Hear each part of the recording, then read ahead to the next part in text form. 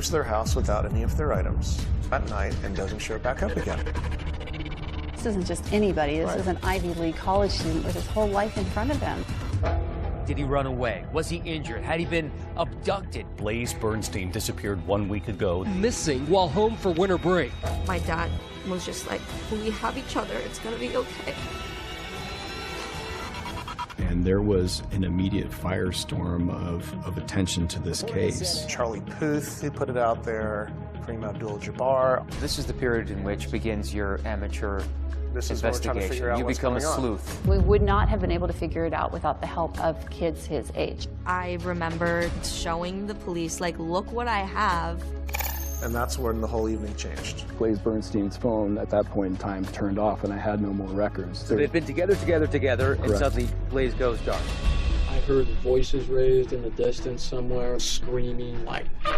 Blaze's best friend received a text message. I did something really horrible for the story. No one can ever know. So if you're dealing with a situation like this, you don't want the person who you're hunting to know that you're onto them. Just help us find my... Well, the search ramping up today for a Lake Forest teen who disappeared while visiting his family over the holidays.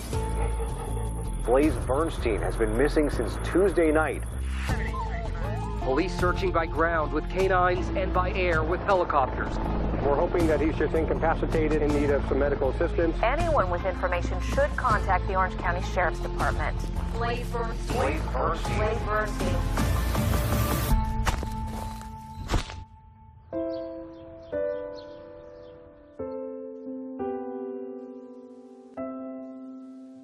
What are your favorite pictures here? The kids like to goof off a lot, and he would dress up. They love to dress up. They love to do puppet shows, and this is him in a school play when he was little. And we spent a lot of time at Disneyland, because it's right here in our backyard. Oh, yeah. That's us sitting there. It was a great day. Memories of much happier times for parents. Gideon and Jeannie Bernstein married in 1992. They moved from Los Angeles to Orange County to raise a family. They have 3 kids. The youngest is daughter Bowie, Jay in the middle, and Blaze, the oldest. We had a lot of fun raising the kids together. It was fun. And no one can take that away from us, so we still own that.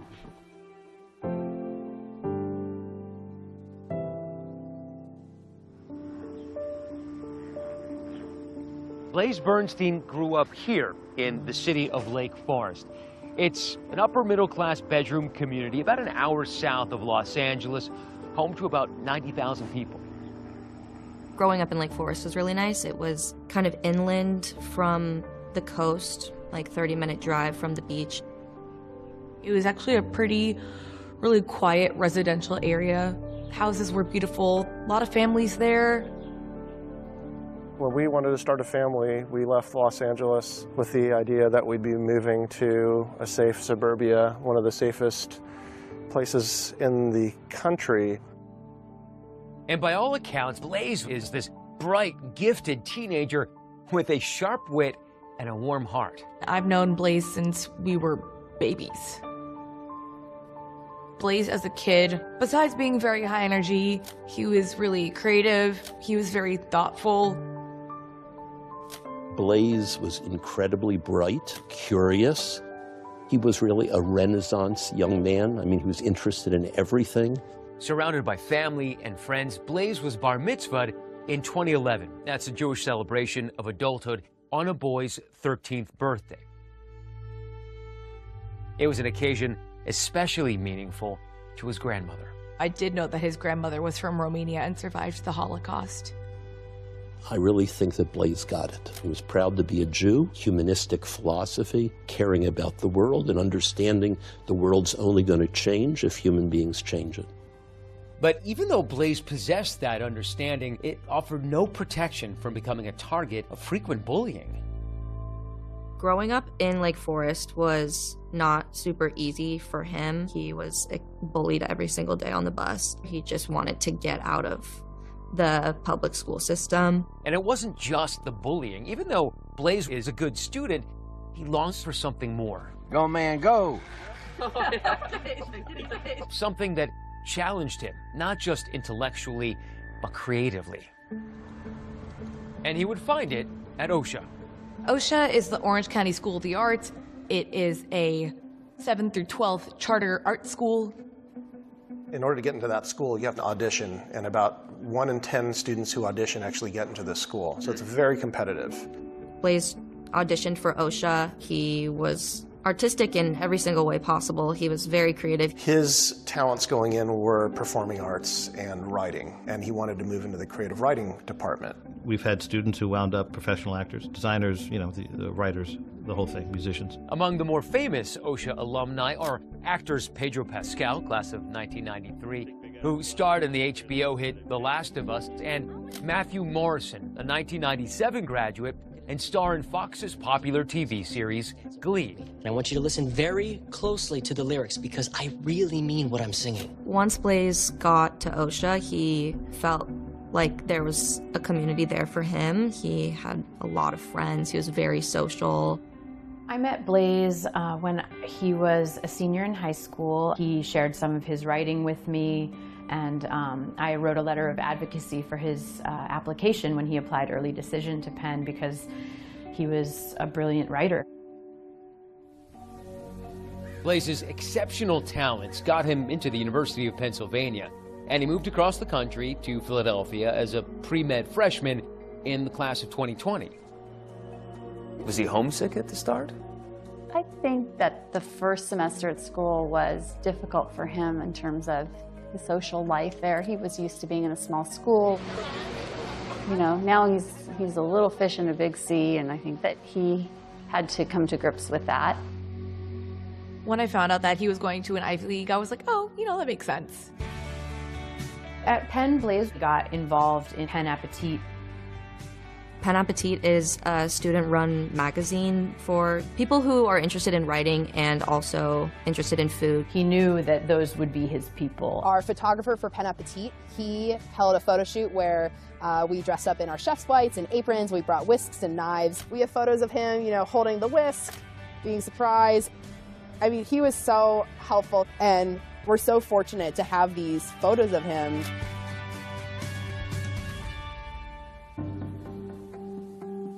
It was a Tuesday in January. A 19-year-old Blaze was home for winter break. He was in a really good place and looking forward to second semester of his sophomore year, but not before he treated his family to a special meal. He was baking butternut squash with, sprigs of thyme that were inside them. He made a turkey. And he made a... He took over my job, more or less. I was on vacation, and he was here. So dinner broke up, I guess, absolutely normally. It was a quiet night. Didn't hear anything unusual. I woke up the next day and it was a normal morning. A normal day until it wasn't. I got up and Blaze's door was closed, and the housekeeper said, "Oh, don't wake him, let him sleep in." And I said, okay. Well, I knew I had a dental appointment with him that day, so I decided I'd wait until my yoga class was over to try to contact him so I wouldn't wake him. And I tried getting hold of him, and he wasn't picking up, he wasn't returning my texts. But I went to the dental appointment thinking he would show up, and I immediately called Gideon, and I said he never showed up for his appointment. And you said, well, are you sure he slept at the house last night? And that's when when we both kind of freaked out. I yelled, oh my God. 19-year-old Blaze Bernstein was last seen Tuesday night. We're hoping to find him and bring him home safely. And was like, hey, have you heard anything from Blaze? He's not picking up the phone. It's really weird. Just let us know if you hear anything. And I'm like, that doesn't sound right. I was at work, so I basically run out of my office and jump in the car and drive home as quickly as I can. And just go run upstairs, and his glasses are there, his wallet's there, his keys are there. Panicked and confused, the Bernsteins were calling everyone they could think of to see whether anyone had seen or heard from Blaze in the last 12 hours. And what were they saying? They didn't know anything. Nobody knew, where his location was. Well, I found out that Blaze was missing, and it was just really shocking to me because I was like, there was no way that he could have run away. He wasn't that kind of person. So this is the period in which begins your amateur This is what we're trying to figure out You what's become going a sleuth. Well, we had no idea what was going on. he hadn't slept in the bed. And, you know, his bags for going back to school were already packed. You think, well, hanging out with some kids, you know, other teenagers, and forgot to call home. You have to believe that's a defense against the most awful. When it became dark outside, I think that's when we started to really be super concerned. One of the first things the Bernsteins thought of is using the Find My app, which allows users to share their location with others. So did you have like a follow my friend on the iPhone? Yes, we did. We had that, and I saw that the location services were turned off. So we called the sheriff's department. They came and they were really downplaying it, like, oh, you know, 19-year-olds, they run away sometimes, but they'll be back. He was adamant that 100% of the time that these kids are out on a booty call or doing something with, he told me. Of course, we explained that there were some, you know, unique circumstances with regards to, you know, his personal belongings still being here. And so they offered to do a missing persons report. So a kid disappears without his glasses, his wallet, or his keys. There are people who actually told me about it just in the couple of days after he went missing, who suggested that maybe this was suicide. Did you ever contemplate that? Never. Not even close. He was so happy. He was in a great place. He was in one of the best places I had ever seen him before. That week, he was so happy. He was so excited to go back to school. He was so excited to just have the rest of his life. And so at that point, there was no doubt in my mind, he would never have done that. Gideon and Jeannie confirmed with Verizon that Blaze hadn't made any recent phone calls. A quick check of his computer revealed no exchanges on iMessage or Facebook DMs. And so with virtually no solid information to go on, the Bernsteins, along with help from their 14-year-old daughter, Bowie, began dipping deeper into Blaze's social media. We would not have been able to figure it out without the help of kids his age that he grew up with. and our daughter, yes. I told my parents, I'm like, I can try and help you find everything that you need. I'm really good with Snapchat. I knew the names of a lot of his friends, so I was able to text them and ask them if they knew what was going on. And that's when the whole evening changed. Yeah. When they said, well, what about Snapchat? That's when the light bulb went on. I mean, we were exhausted, but I said, okay, let's try and figure out how to get in. Snapchat is a free mobile messaging application used to share photos, videos, texts. But what's different about the app is that whatever is shared, including text messages, disappears from the recipient's screen after just a few seconds. We were lucky because we knew his username because he was connected with our daughter. And the password ended up being one of the ones that we had on our iCloud keychain. So we typed the username, and then we tried that password in, and boom, we're in. Still, getting into Blaze's Snapchat account was only half the battle. Yes, it might contain a critical record of who Blaze may have been in contact with the night he disappeared, but as the Bernsteins discovered, simply viewing the message might also trigger it to vanish. At the time, Snapchat worked. If you sent a message, it could only be saved if you purposefully saved it, and it could be deleted by the person who sent it, and it only lasts 24 hours if you don't save it. And there were so many other pitfalls with this. I mean, if you take a screenshot of these communications because you think you're saving them, well, that alerts the person that sent it to you. The sender gets an alert. So if you're dealing with a situation like this, you don't want the person who you're hunting to know that you're onto them. What you're describing is basically dealing with this digital nitroglycerin that at any moment could just blow up in your faces. And this is the most important thing in your lives right now. I had my daughter next to me, and I said, okay, I need you to save, because I know there's a way that you can save it, but I didn't really know how. What time is it by now? I don't know. It's close to 10 o'clock at night, 9:30, 10 o'clock. And we saw that Blaze gave our address out to somebody. Did you know who? We didn't know at the time who it was. We saw the name. I had absolutely no idea who he was. I was so happy that there was somebody who we could talk to that could just help us find my brother. Bernsteins didn't know the person Blaze sent his address to, but in the hours ahead, the discovery of that person's identity would turn the desperate search for their son upside down. Hi, this is Blaze's dad. We really need to know what you know. We can't find him. This is becoming an urgent issue with trying to figure out what really happened to him, and we're going to really need your help on this because you're the last person that probably saw him. That was not the person that I really expected. And doesn't show back up again. This isn't just anybody. This Right. is an Ivy League college student with his whole life in front of him. Right. With a beautiful life waiting for him. Hours had passed since anyone had heard or seen Blaze. Did he run away? Was he injured? Had he been abducted? There was no sign of him anywhere. Now, as darkness fell, there was finally a glimmer of hope. We wanted to make sure that if there was any chance that Blaze was still alive, that we took it. I wanted to ensure that not 1 second was wasted. And the Bernsteins discovered something else. It was a final text message sent to Blaze at 3 p.m. from his best friend. Hey, I'm really worried about you. Please text me. There was no reply. The Bernsteins frantically reached out to that best friend, who told them Blaze did exchange messages with someone else overnight. Now it seemed that person was their best hope of finding Blaze. We don't know what the conversations were that led up to his disappearance, so we want that information. Gideon Bernstein, through his own investigation, found out that there was communication on the Snapchat application. And so he was able to message through direct messaging Sam Woodward. We didn't know who he was. I was like, oh, we should call him. Like, he definitely knows what's going on.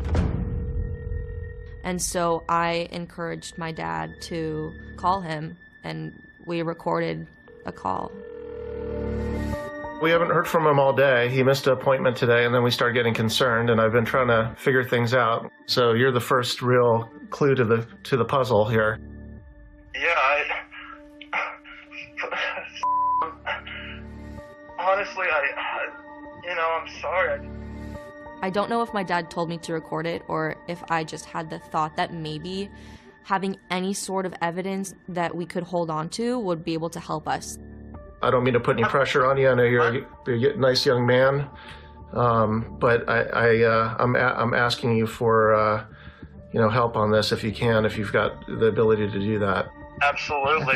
This is, I want to find Blaze as much as you do. During that call, Sam Woodward told Gideon that Blaze suggested they drive to a nearby park to meet yet another one of his friends, but never mentioned that friend by name. And he said he invited a third friend to come along. So I said, okay. I didn't want to speak because I didn't want to get involved, but I was listening and to my dad, just ask him questions and go back and forth. And then did he get out of the car, or what happened? Yeah, he got out of the car, and I got out of the car too, and I just asked him, who is this guy? And he's just like, you'll find out in a little bit, he's a friend of mine. And then, so I'm just like, okay, Blaze, and I just waited there by the bathroom, and I didn't see where he went. I was just thinking to myself, this is maybe weirdest, situation that we could be in at this moment. And I remember that phone call went on for a while, too. I guess I realized, did something happen to him? So I went back. I searched all over for him where I was at the library. I couldn't find him anywhere. And I guess I just figured he might just call me in the morning or just pranking me, but now I'm scared now. It's a disturbing phone conversation, which now raises more questions for the Bernsteins than it answers. We were curious to know who this person was, but then we did find out he was a student at OSHA. 20-year-old Sam Woodward and Blaze were former high school classmates at OSHA. I have known Sam since he was born, kind of grew up alongside of him. I remember excitement, during Sam telling me that he was going to OSHA. Woodward grew up only 30 minutes away in the wealthy coastal town of Newport Beach. Sam was joyful. He was a really happy, special kid. He lived in this house with his parents and a brother who by all accounts were devout Catholics and attended church regularly. Everything we did, all the families we spent time with, were from our church. I did teach Sam Woodward in acting for the camera in his 10th grade, and I had him for the one semester.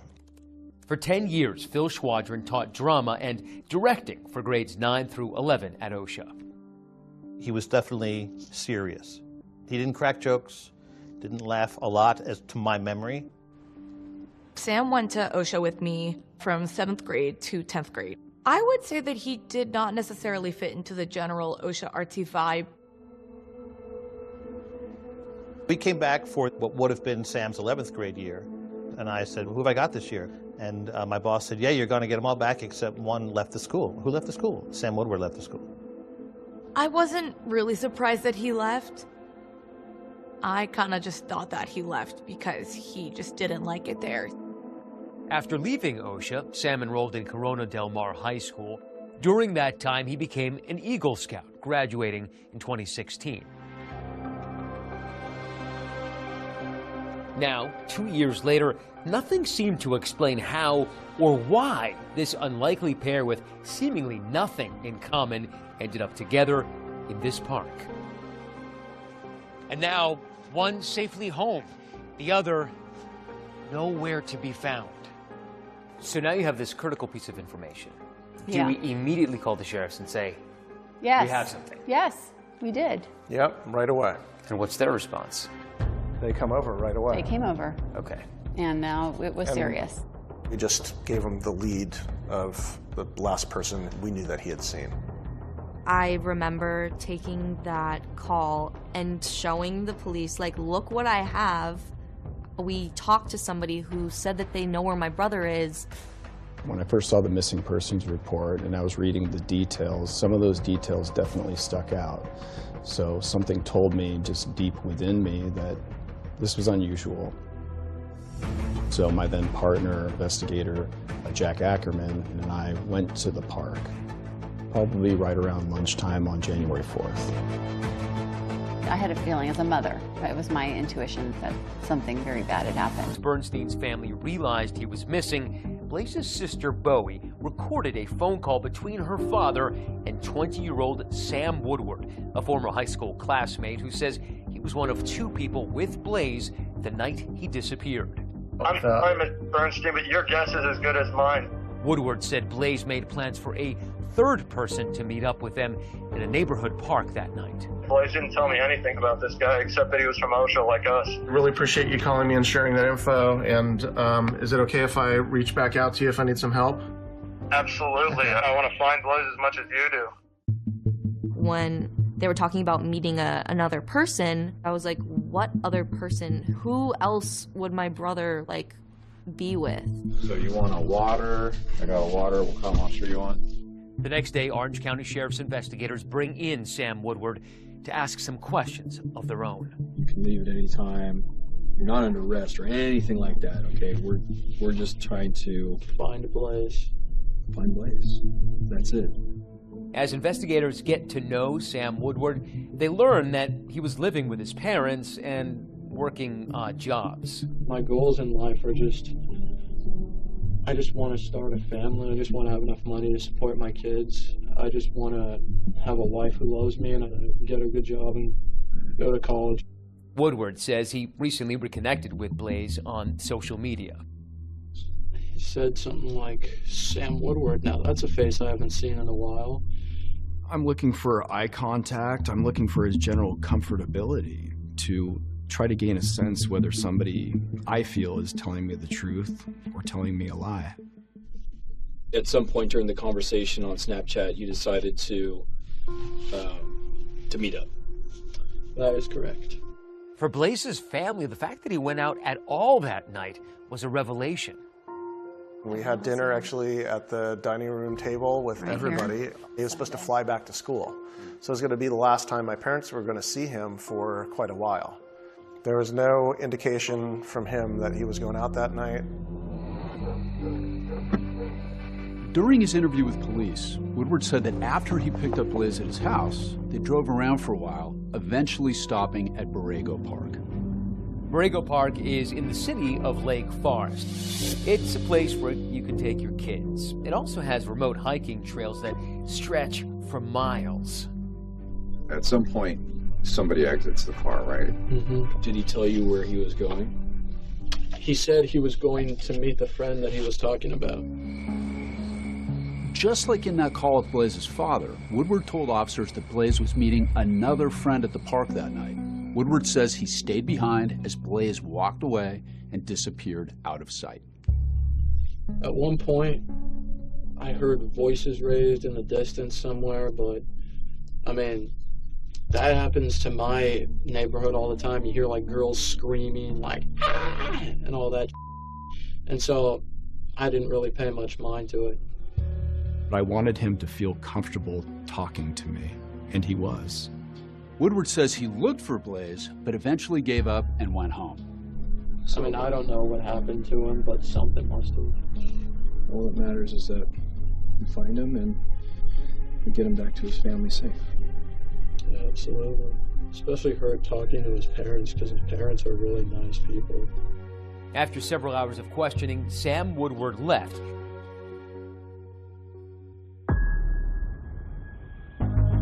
But police, they remained suspicious, so they decided to put him under surveillance. I'm trying to record it right now. There was a large team that was deployed into the field, and we followed him anywhere that he went. And with this growing cause of concern for Blaze Bernstein comes the glare of the media spotlight. The Blaze Bernstein missing persons case is now big news. The Orange County Sheriff's Department searched the park, but they haven't seen any signs of Blaze. Blaze was supposed to be in school this morning. He was supposed to fly back Sunday, go to class today, but instead he's missing. I remember going with my dog to Breakup Park before and kind of just like walking around to see like, what if I find him here? Bowie documented that desperate period of time with pictures and videos posted on her Snapchat. Our congregation went into high gear. We printed flyers with his name and picture and the facts and who to call, and we put them up on bulletin boards and poles all around the city. At this point, it's now in the hands of the police. Mm-hmm. But you continue to work. Yes. Now you take to social media. Around the clock. You know, it looked like war games in this house. We had terminals all over the dining room table, and we were all just working. There was an immediate firestorm of attention to this case. We were absolutely inundated with tips from the public. There were hundreds within the first week, and then that grew exponentially. Some of our contacts were friends with some of the celebrities that were willing to post it on their social media. And so we had the missing persons flyer out for Blaze on, Kobe Bryant's Facebook page, and Charlie Puth, who put it out there, Kareem Abdul-Jabbar. So it started to catch a lot of attention. We were spending every minute talking about it. People were filming in our house, interviewing my parents. Nothing like this ever happened where we were. Any sign of him, any clothing, obviously him. We're hoping to find him, hoping that he's just incapacitated and in need of some medical assistance so that we can get him and bring him home safely. There was like this team of people with drones, and they were going throughout Whiting Ranch Wilderness Park, where we were concerned maybe my brother was back there, and maybe there was a mountain lion, or maybe like something happened to him and he was missing or lost. For the fourth night in a row, the Bernstein family will go to sleep without their oldest son at home. It was clear as the week wore on that it was more and more dire. There's a lot of pressure, immense pressure to perform. Then, on January 9th, with Blaze missing for 7 days now, a discovery which upends the case. Jack and I were teamed up. Jack said, "Dylan." You heard it in his voice. I could hear it in his voice. Those new developments and the mysterious disappearance of an Ivy League student. 19-year-old Blaze Bernstein missing while home for winter break. The Sheriff's Department launched an extensive search with help from the community. Days had passed since Blaze vanished into the night. The relentless search by police and volunteers had turned up nothing, just more anguish for the Bernsteins and frustration for authorities.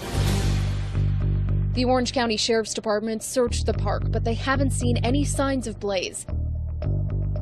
We utilized cadaver dogs. We utilized drones. We had been to Breakup Park and searched that park over and over again with a fine-tooth comb. On January 9th, a week after Blaze went missing, investigators decided to go back to Breakup Park one more time after obtaining cell phone data showing Blaze and Sam Woodward were there together. And this is a week after Blaze went missing. Yeah, it led us to this particular area when all of a sudden Blaze Bernstein's phone at that point in time turned off. So they'd been together, and suddenly Blaze goes dark. Blaze goes dark, and then Sam Woodward's phone continues. There was a torrential downpour. It was cold, it was raining, everything was wet, everything was muddy. We searched all this area until my partner, Jack, and I came to this area right here. I saw a spot that looked unusual. So I walked down. There was a large tree branch covering an area that looked a little odd, like the rain had kind of settled some dirt around something. I moved the tree branch, and you could see the left hip and upper left leg area of a human body. And you knew? Knew. Had to be him. Instantly. In my gut, without even seeing the face. And I knew that it was Blaze Bernstein.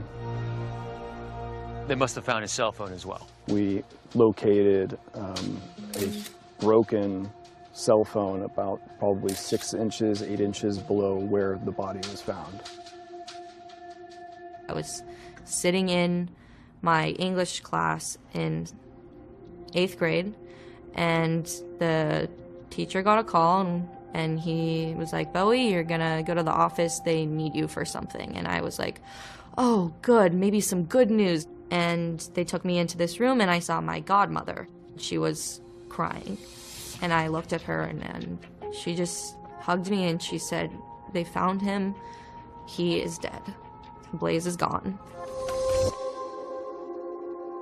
To the index in the body of a college student found in Lake Forest, California. Blaze Bernstein had disappeared 1 week ago. The case now a homicide.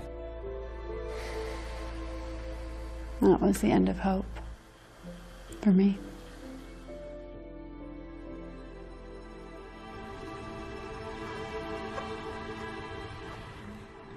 We started off this journey over a week ago, looking for our son and asking for everyone to help us find Blaze Bernstein. And we just have learned that they have positively identified our son Blaze's body today. I just felt so numb, like nothing that had happened in my life had mattered anymore. And then when I got home, my dad was just like, he was just defeated, but he just said, like, "It's gonna be okay. Like, we have each other, it's gonna be okay." Sorry.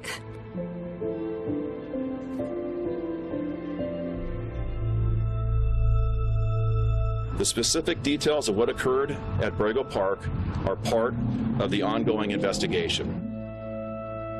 The autopsy revealed injuries which I believe were a result of an extremely violent encounter.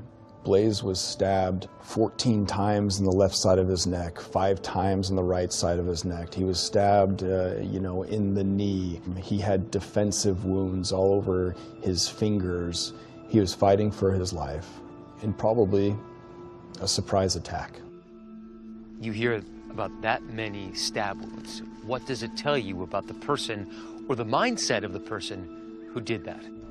Hate and rage. Intimate. It was an intimate killing. It was devastating news for the family and for the community. My reaction when I heard it was fury, anger, disbelief. I haven't felt those feelings in my life. As the investigation into Blaze's murder began, hundreds gathered for a vigil in his honor. We lost one of our sons. I hope that we can all join together and support the Bernstein family.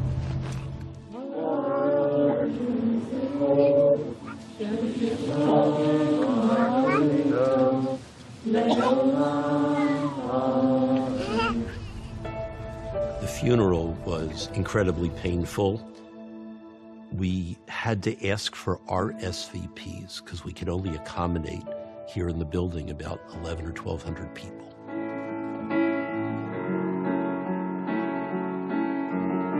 And then there was a public service at the largest space we have in Orange County a few weeks after the funeral, 3,000 seats, and that was full. I believe most people are good. Students from Blaze's Performing Arts High School chose to sing Luke Bryan's song, Most People Are Good. I see a lot of goodness here, and I hope that we can bring more tolerance, more peace, understanding, and love to everything that we do and make a better world for our children. Thank you. The community wrapped its arms around the Bernstein family. The park near their house where Blaze played as a child and where his body was found turned into a makeshift memorial with messages of love and support from all over the world. This is a note somebody left us. Dear Lord, please watch over the Bernstein family and give them strength during this time. Please guide our police department to help them find the person or persons who took Blaze away.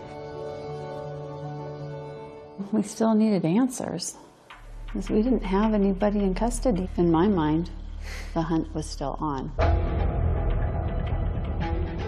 But for investigators, the hunt would become far more complex because they've discovered that the night of the murder, Blaze's best friend received a text message from Blaze's phone saying, quote, I did something really horrible for the story, but also no one can ever know, end quote. Blaze's friend responds, what story? But gets nothing back. That was the last text message that was sent from his phone. The last text message from the phone of a murder victim is always going to be of critical importance to a homicide investigator.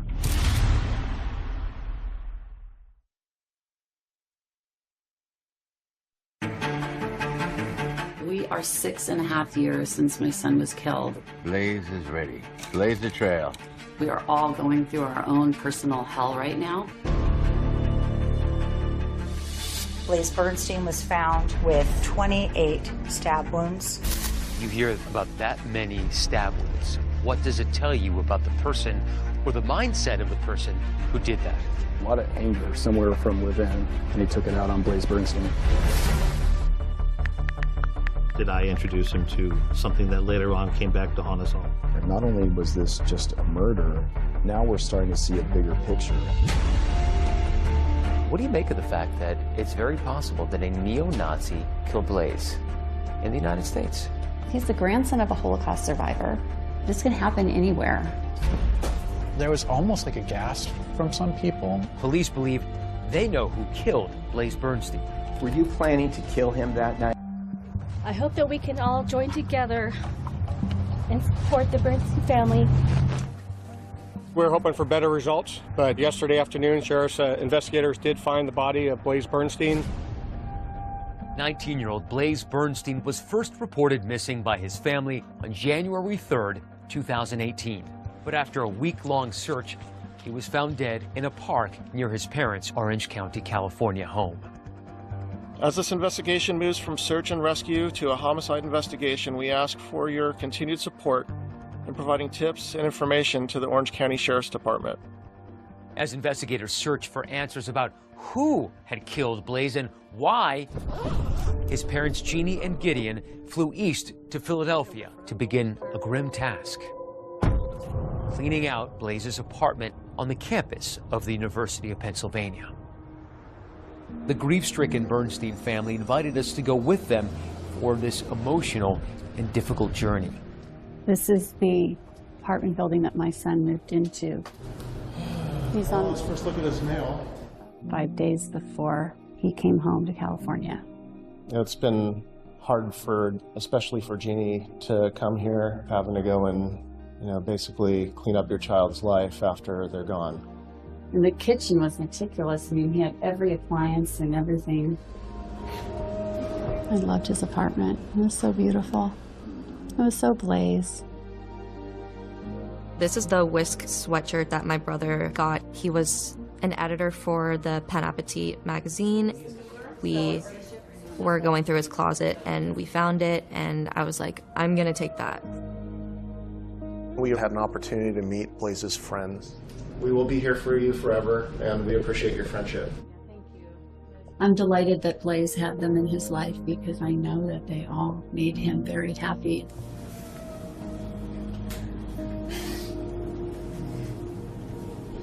He would have loved this.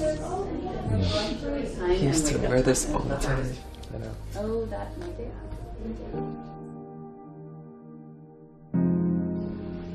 Blaze was someone that you can trust with anything, and I trusted him with my life. It was the parent that Blaze was figuring out himself, whether it be religion or sexuality or experience. At what point as parents did you realize that Blaze was gay? I had an idea about it when he was probably early high school. I saw something on a phone or that he didn't want me to see, and it kind of confirmed a suspicion that I had, and I think he knew that I had seen it. We actually had a conversation while he was back at college, and he was telling us essentially, you know, yeah, I am gay, but I just don't want to talk about it.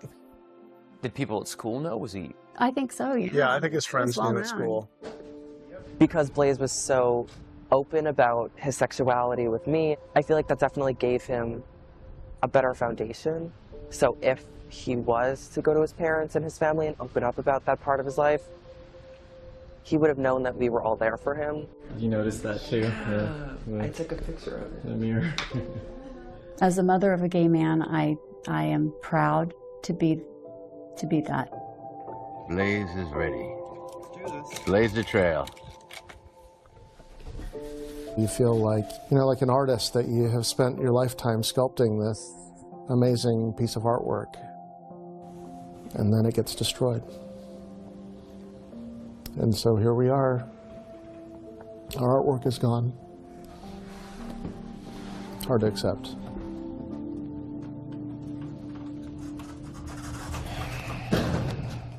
Back home in California, the investigation continued, and the focus remained on Blaze's former high school classmate, Sam Woodward, the person who admitted to driving with him to Borrego Park. We have interviewed that friend several times. That person is not in custody, and we are not prepared to comment on persons of interest at this time. When Orange County Sheriff's investigator Dylan Jansen first spoke with Woodward the day after Blaze was reported missing, he says Woodward seemed nervous and told different versions of where at Borrego Park he and Blaze went that night. And Jansen says Woodward had what appeared to be injuries on his hands. Those cuts in your hands look pretty gnarly. I mean, how do you think you got those from the fight club? Sam said he was involved with a fight club. He said that he sustained these cuts to his hands after somebody was clawing at him during one of the fights. When I swung at him, you know, I kind of fell on my ass. And I usually try and have my hands to break my fall for me, and so I landed on some rocks. You know, I've heard of fight clubs, but I didn't believe it. Anytime that Sam Woodward was walking around the station, when he touched the doorknobs, he would cover his hands with the sleeves of his sweatshirt. Is he attempting to cover up fingerprints? Is he attempting to cover up DNA? It was definitely something that stood out. Nearly a week after that interview with police, when Blaze's body was found, investigators went looking for Sam Woodward once again. Investigators said that when they searched Woodward's bedroom, there was some damning evidence. They found a knife with blood on the handle and on the tip of the blade. They also found bloodstains on a sleeping bag outside his window and on the driver's side of his car. The knife that was found in Sam Woodward's room, the areas of the vehicle that had apparent blood in it, the sleeping bag that was found on the side of Sam Woodward's home, they were all tested for DNA, and those results concluded to be the blood from Blaze Bernstein. With this new evidence, Police are now ready to make an arrest. Under arrest, 20-year-old Samuel Lincoln Woodward suspected of killing Blaze Bernstein. Police say DNA evidence led them to arrest the 19-year-old's former high school classmate. I remember thinking to myself, that's the guy that was on the phone. I want to find Blaze as much as you do. At the time, I thought, I wonder what my brother was thinking before he died. I wonder if he was in pain, or I wonder if he could have saved himself. I think once Sam was arrested, I knew my brother didn't have a chance. But something authorities were playing pretty close to the vest was motive. Why would Sam Woodward want to kill Blaze Bernstein? As the days unfolded, investigators would confront a possibility they hadn't even originally contemplated. Not only was this murder, we're starting to see a bigger picture. It was absolutely shocking. Office filed one felony count of murder against 20-year-old Newport Beach resident Samuel Woodward. Before joining ABC News, I spent 26 years as a deputy district attorney in the Orange County DA's office. And for a time, I was one of the prosecutors consulting on this case. Sam Woodward was taken into custody 10 days after Blaze went missing and 3 days after his body was found. There was the victim's DNA on property that was in the control of the defendant. Well, I remember that moment well. I was sitting in my room. I think I was watching it on television, and I just thought to myself, it's finally happened. Now what? With the knowledge of how Blaze was murdered, now an excruciating reality for the Bernsteins, the focus turned to why. Blaze was stabbed nearly 20 times in the neck. Using a knife to kill is particularly violent because you have to be up so close.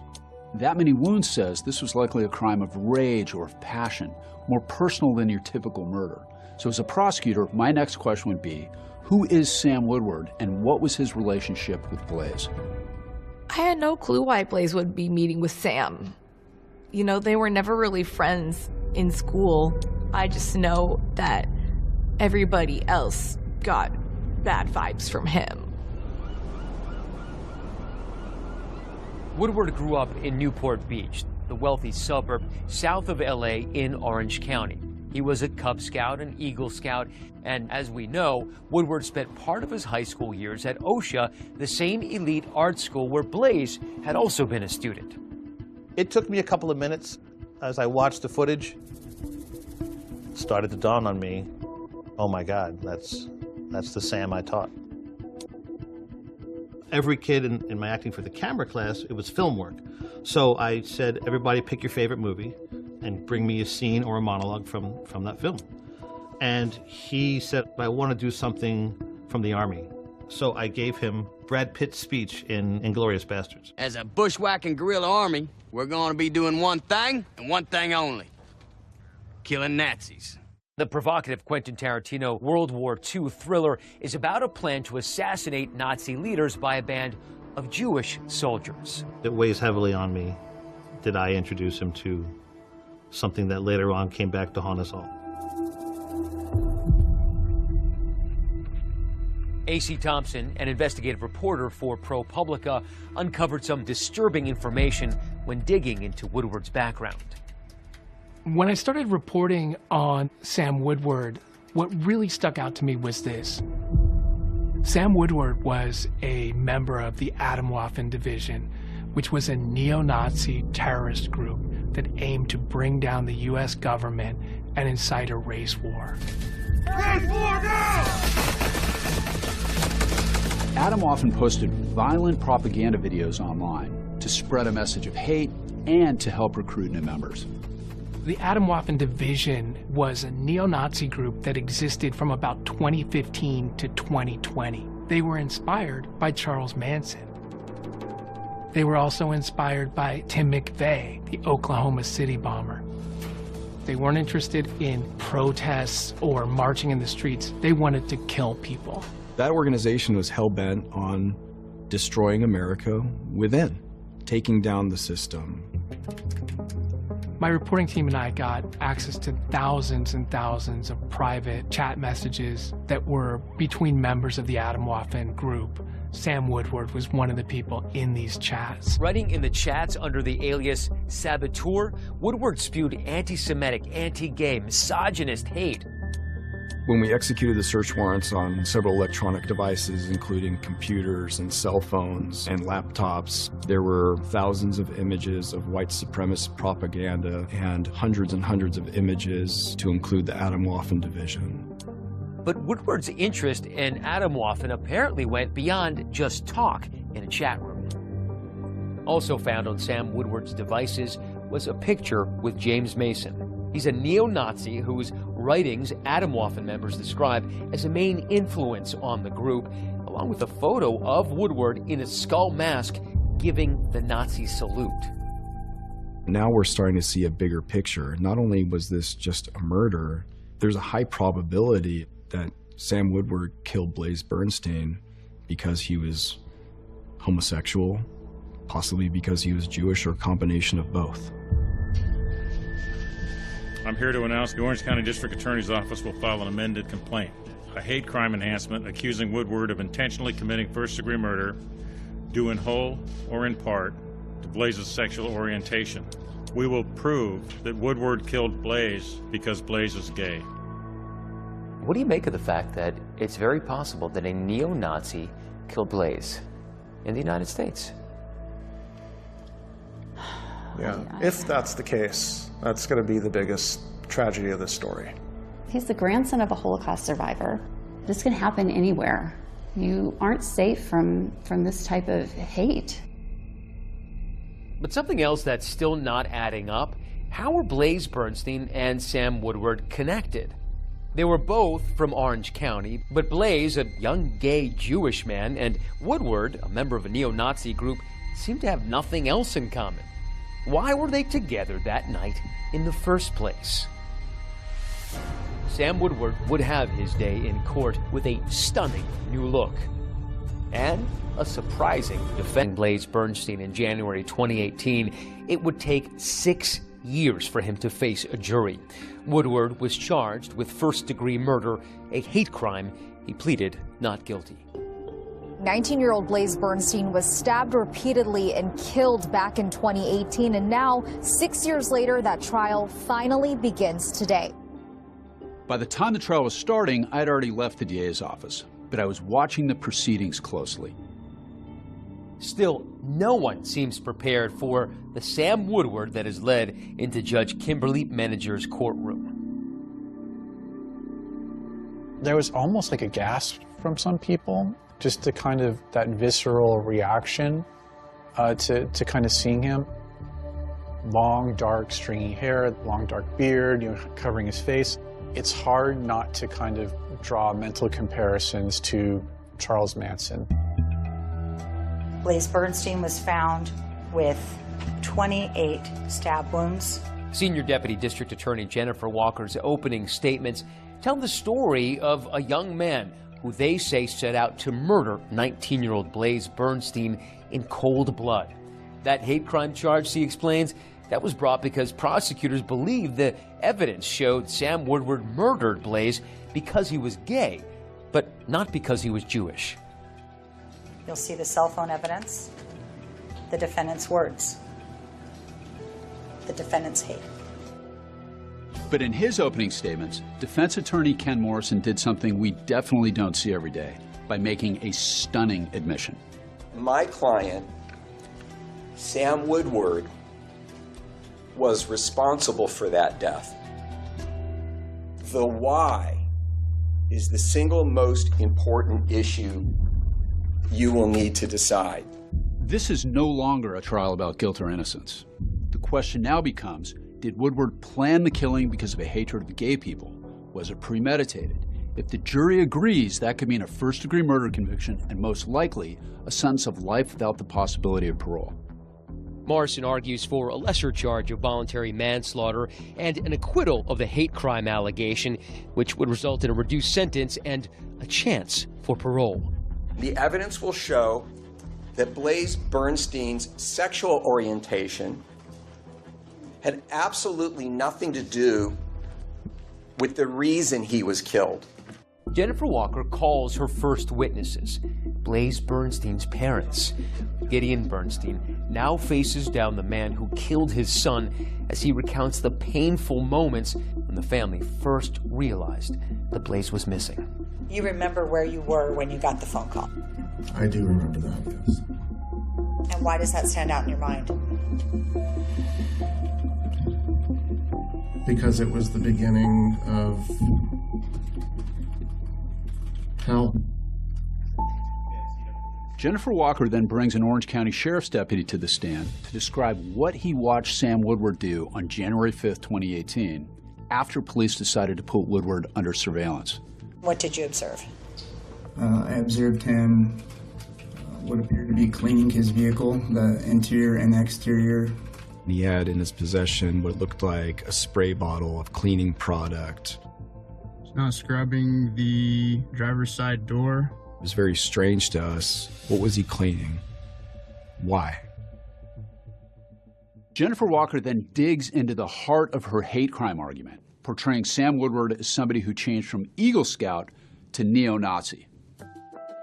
He had developed his long-standing beliefs against Jewish people and gay people, and started joining groups that espoused the views that he had. This is where Woodward's involvement in the extremist group Atomwaffen becomes key for the prosecution.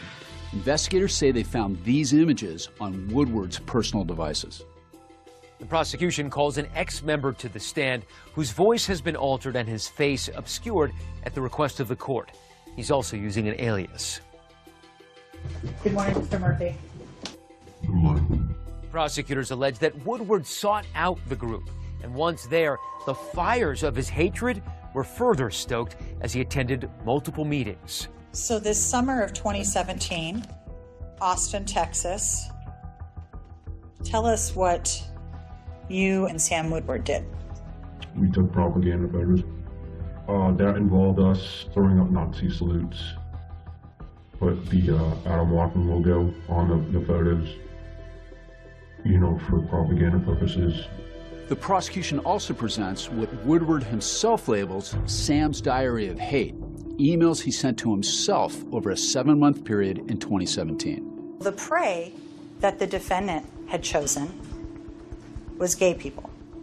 And he kept a diary of his feelings and intentions. And who did the prosecution allege that he was, quote, hunting? Well, they say that Sam Woodward had been visiting online dating sites to connect with gay men.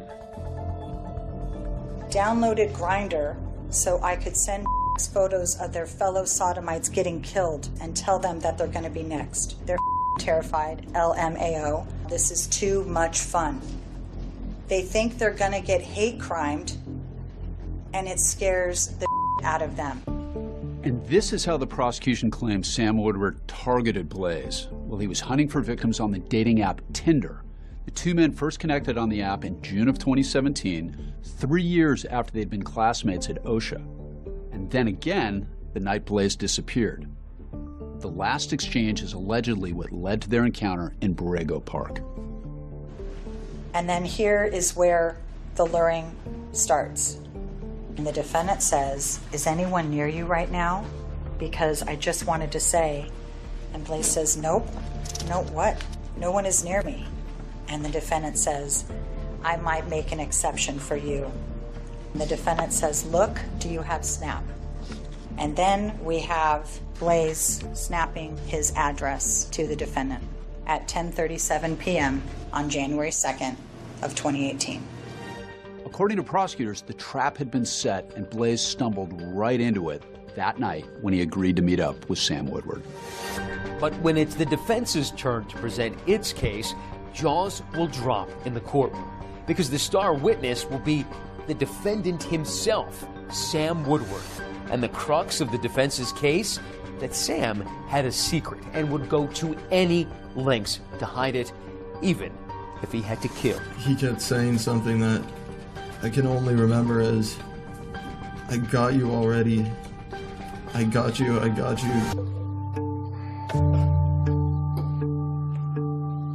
today we're going to another day of court.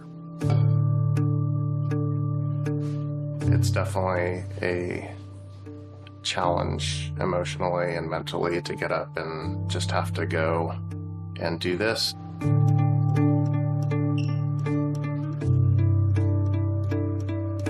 We are 6.5 years since my son was killed.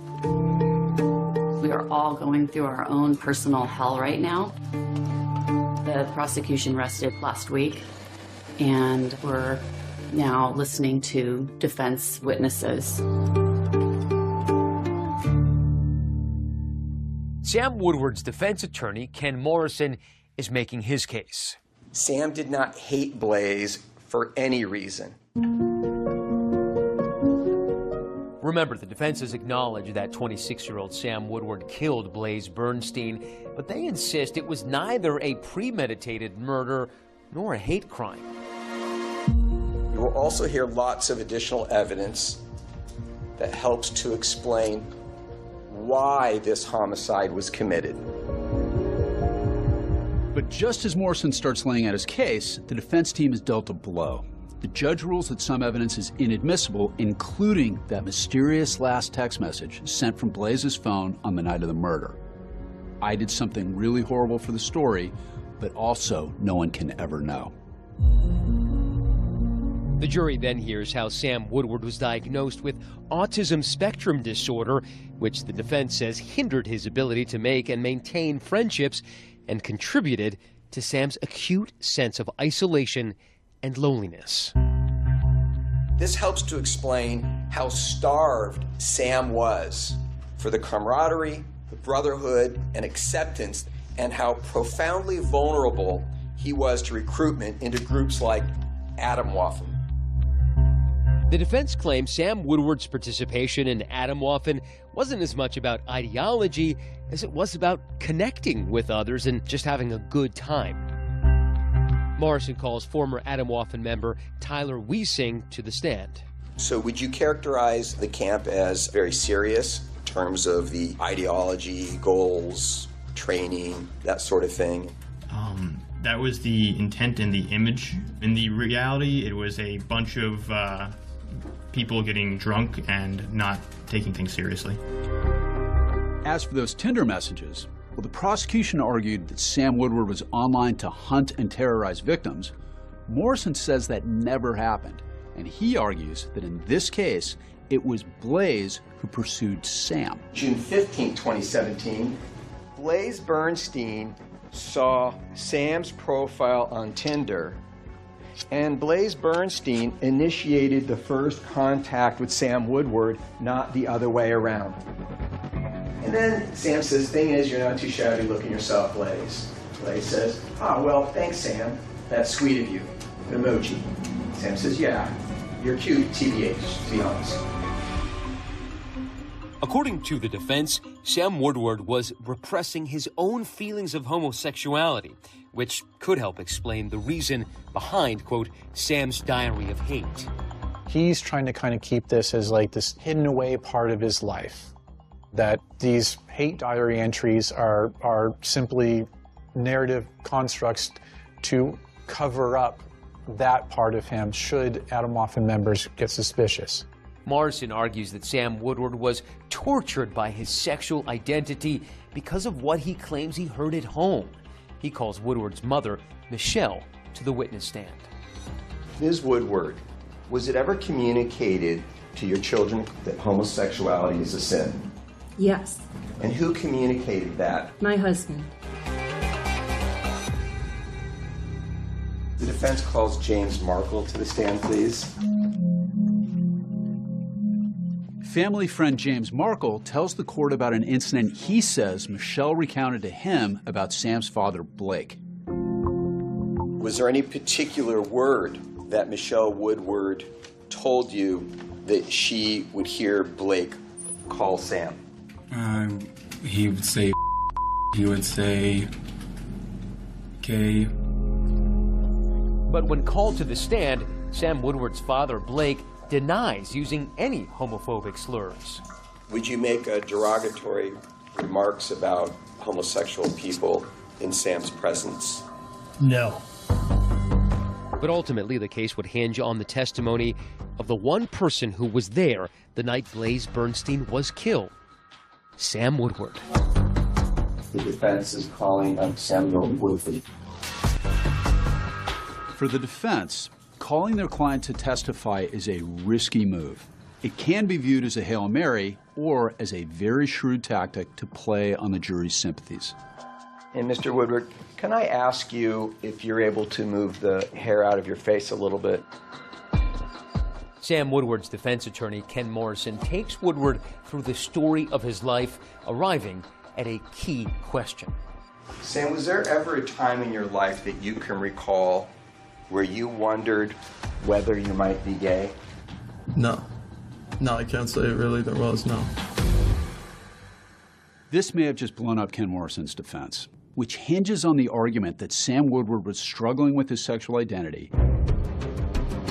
And that will become hugely important because of what Morrison is about to argue Blaze did that night, which he says provoked the attack.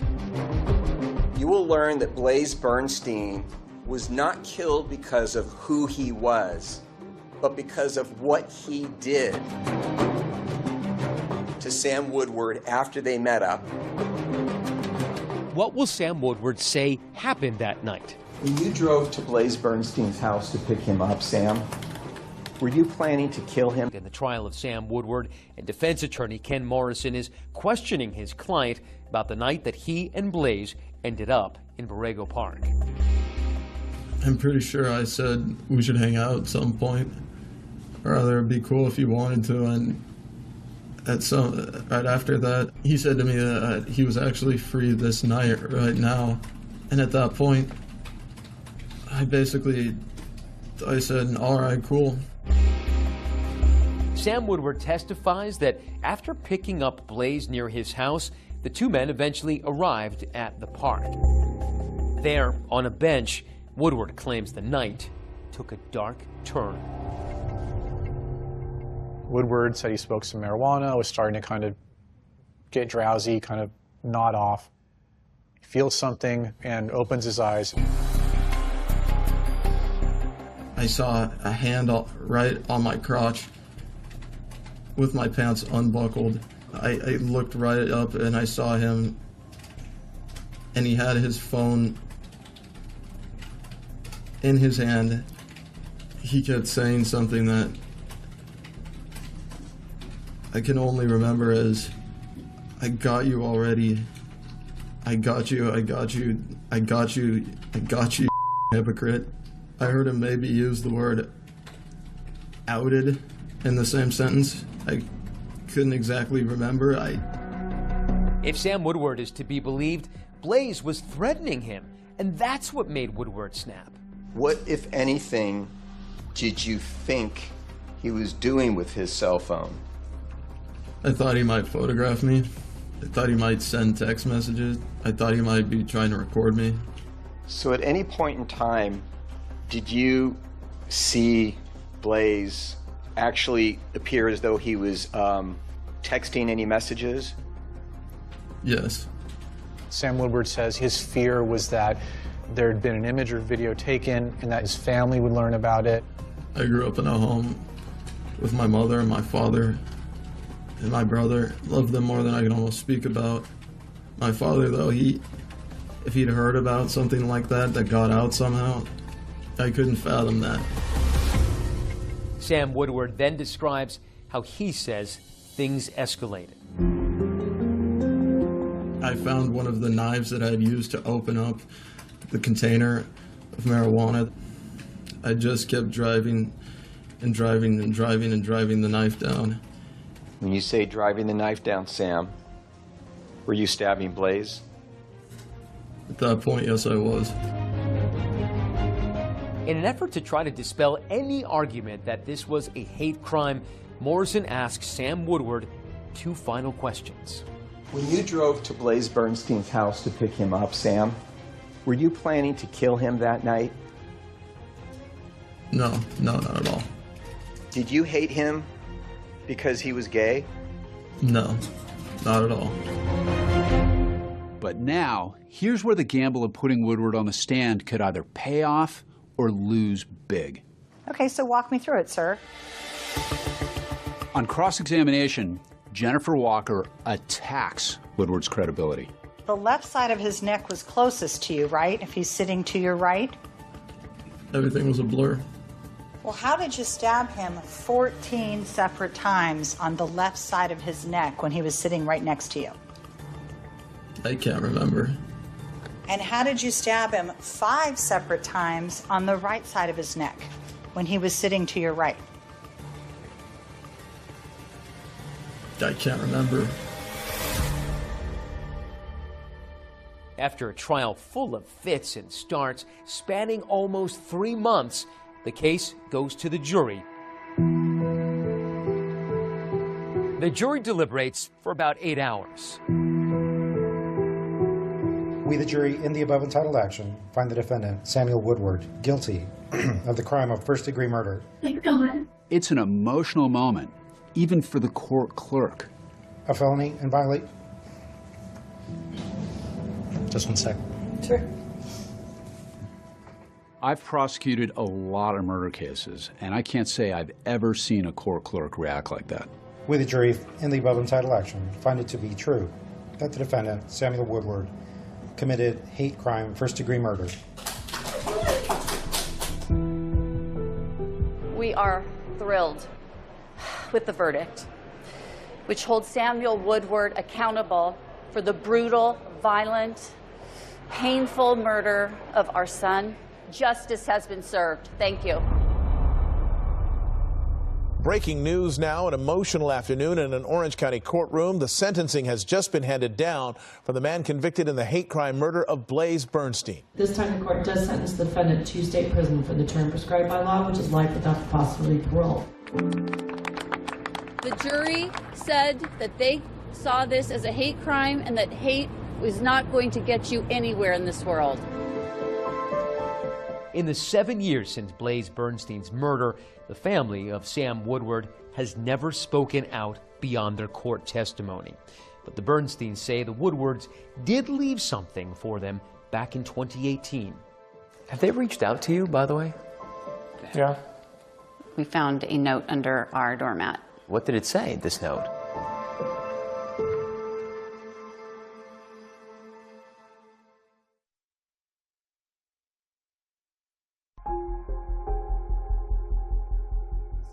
Orange County Sheriff's investigator Sergeant Dylan Jansen knows Borrego Park a lot better than he would like to. In the initial days of the investigation, how many hours would you say you spent at this park here? Countless. I spent a lot of time over here just looking, thinking, analyzing, what was the truth, what's not the truth. We may never know exactly what happened the night Blaze was murdered, or what that last text message meant. But Sergeant Jansen can answer one question based on the evidence. That cell phone, even though it was damaged, we were able to send it to various companies to restructure the cell phone and extract any and all information on there. Were there any pictures of that night? No. No.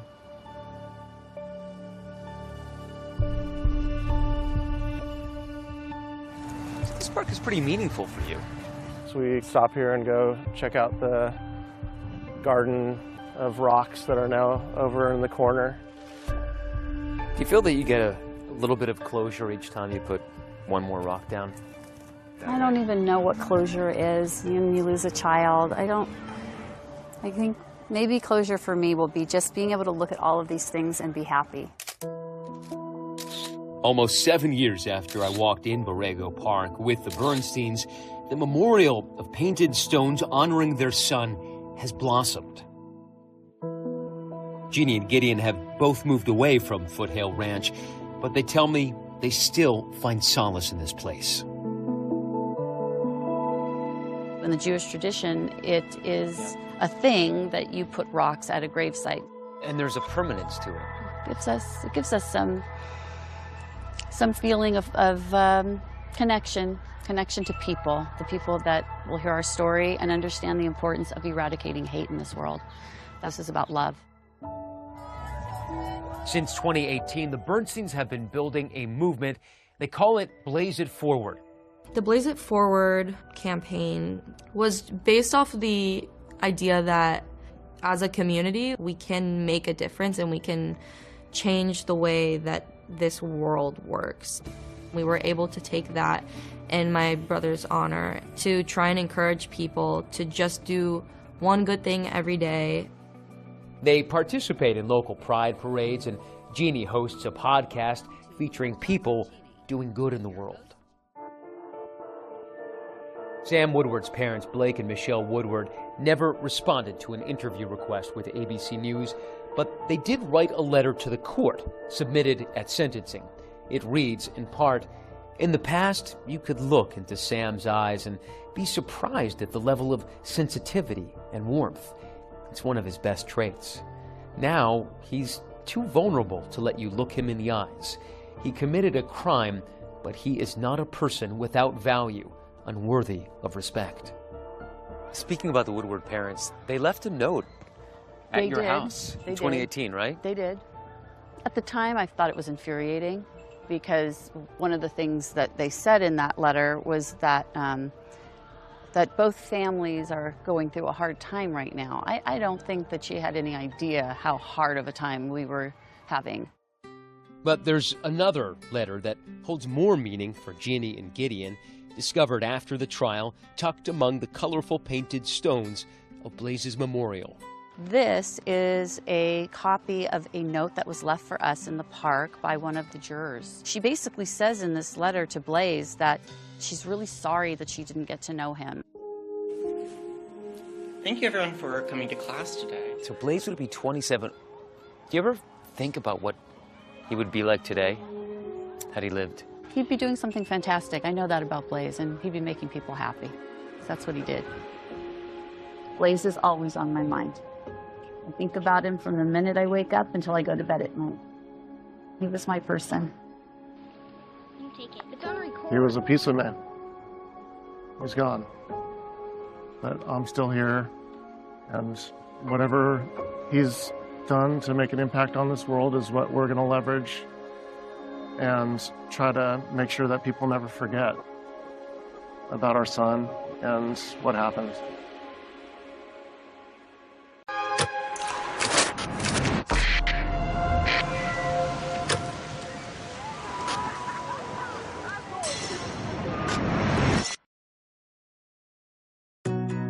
A sweet and beloved senior. Margaret liked being out. She liked being around people. She was very friendly, very outgoing. Is viciously murdered in her own home. Oh my Lord, it's her. And I pretty much lost it. I actually thought I was going to get sick. To be snuffed out in such a way is just horrific.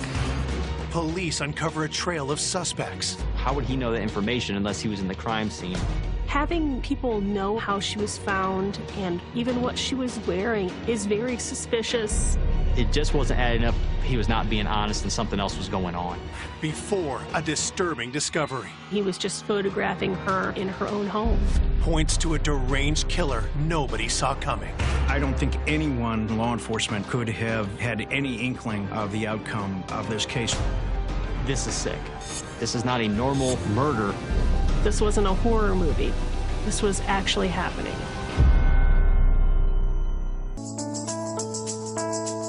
Wadsworth, Ohio, a haven for families just outside Akron.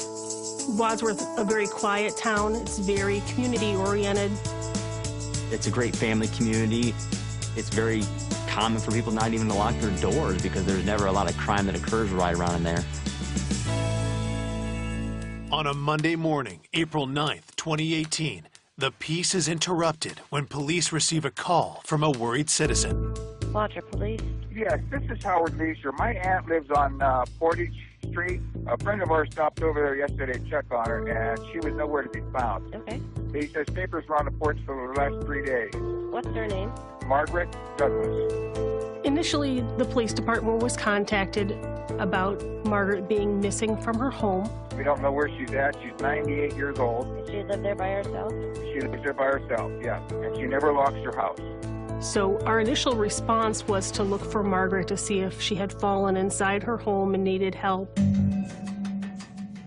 patrol officers walked through it, yelling for her to see if she would answer. We continued to canvass the neighborhood, and we did not locate her. If her close friends, she's not with them, something's wrong. We contacted area hospitals and looked in any possible place that she could be. Margaret was just basically missing. That evening, Howard and his wife, Cindy, head to Margaret's home to help police with the search. They asked if we could come down and meet them at the house. Howard and Cindy started to look for some items common for Margaret to have taken with her when she left. There were specific shoes that she would wear. They were looking for a little red wallet that she carried her money and her credit cards in when she left the home. So Howard went to look in that front closet. The clothes had dropped or slipped down that was piled in the top of the closet. He said, "Oh, I found her shoe." He tried to pull the shoe out. And I touched it, and it felt cold and clammy.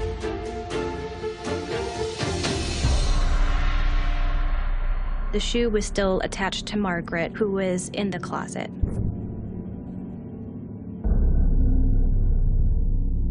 And I thought, oh my Lord, it's her. And I pretty much lost it. Something I'll never forget, I'm sorry. But to find her like that. It was a terrible shock, especially for her nephew Howard, and I just remember the look on his face. I actually thought I was going to get sick. I think we were just so appalled and shocked that someone would kill her. What motive could there be to kill a 98-year-old woman? What could she have done to anybody that would have resulted in that? Margaret's home is declared a crime scene, and homicide detectives arrive. Margaret was positioned with her head down in the corner and her backside kind of up in the air. Her underpants were torn inside the closet there. Her nightgown was all unsnapped, and her bra was pulled up. I immediately thought that there was a sexual element to the crime. There was a lot of trauma to Margaret's neck region. Somebody was able to strangle her, and my assumption was manually due to the lack of any ligature marks. Looking at the condition of Margaret's body, rigor had came and gone. You could look at the different lividity and the pulling of the blood inside the body to see it appeared she had been there for a few days. As the forensics team gathers DNA and fingerprints, detectives search the house for further evidence. Her wallet was not located, so that gave us an indication that maybe this was a burglary and they had made off with just the wallet. Margaret didn't always lock her doors, so we weren't surprised when we didn't find forced entry into her home. Investigators find their first clue outside the home. I observed a plastic food service glove on the back side of the house and collected the glove just in case that it was involved. There was not a lot of physical evidence at the crime scene. Besides the glove, the missing wallet was something, but nothing that would direct us in a certain way. Who would attack and kill a 98-year-old woman in her own home? As they set out for answers, detectives turn to Howard and Cindy to learn more about Margaret.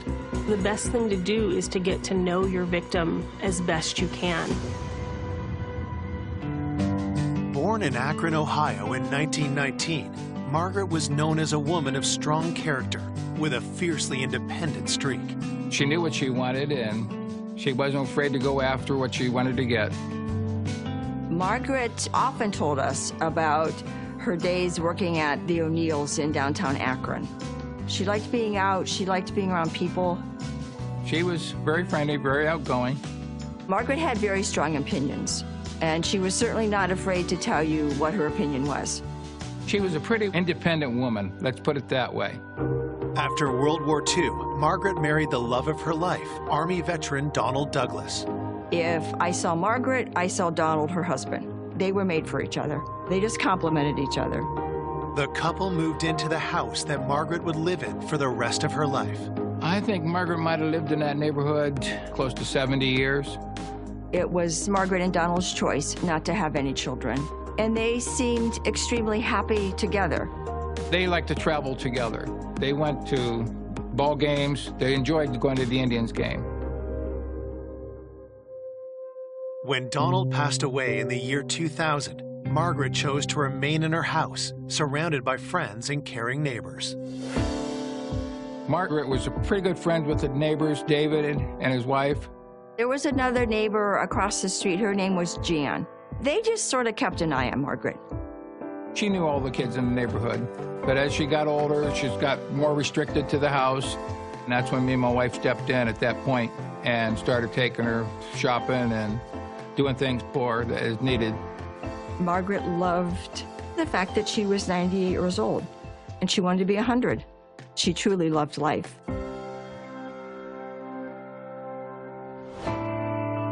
For someone to have lived such a wonderful, vibrant life, only to be snuffed out in such a way is just horrific. I have a grandmother that's similar in age. It's just very hit close to home. The investigators were under a tremendous amount of pressure. Every one of them took it very personally, and I think every one of them wanted to find justice very quickly for the family. At the onset, we had no clue. There was no direction. Maybe it's financial. Maybe it was a relationship issue. Maybe it was an argument that went too far and something happened that they didn't expect. But at that stage in the investigation, you just don't know. We need to start somewhere, so we start closest to her.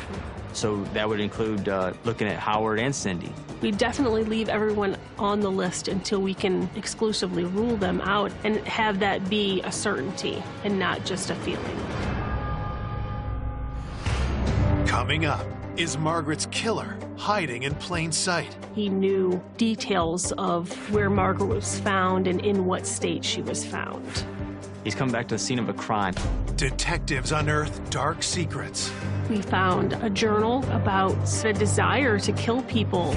He was videotaping her while she slept, stalking his victim like an animal stalks its prey. Leading to a killer no one saw coming. This is somebody that's ultimately going to be a serial killer if he's not caught.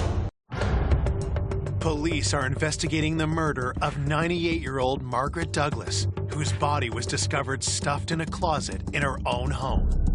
I just can't imagine a 98-year-old woman being that terrified and not knowing what to do. It's definitely one of the most traumatic things I've ever had to experience in my years with the Wadsworth Police Department. Detectives begin by interviewing those closest to Margaret, her nephew Howard and his wife Cindy. We fingerprint and get DNA from Cindy and Howard to show whether their fingerprints or DNA were on something that it should not have been on. We did subpoenas for phone records and also location data, GPS data, so we could tell their whereabouts during the time in question. Cindy and Howard lived approximately 30 or 40-minute drive away, but they would come into town a couple times a month to do her grocery shopping. She always paid with cash. We swung down, went to the bank, she drew $200 out to go shopping with. Police ask Howard about Margaret's finances. Was there anyone who stood to gain from her death? Margaret was really in charge of her own finances. We did look into those accounts and check for activity. We were never able to locate any activity that was out of the normal. Does she have a power of attorney or a will or anything then? No. We've been telling her she needs a will, she needs this.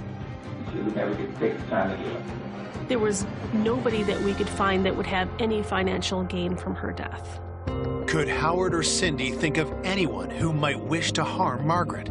Any problems with her? Did she want to argue with people or anything like that? Nothing? No, sweet old lady. And nobody else, she didn't, have any problems with anybody that... Not that I know of. She was... Margaret bothered me. That's why it's so just horrible.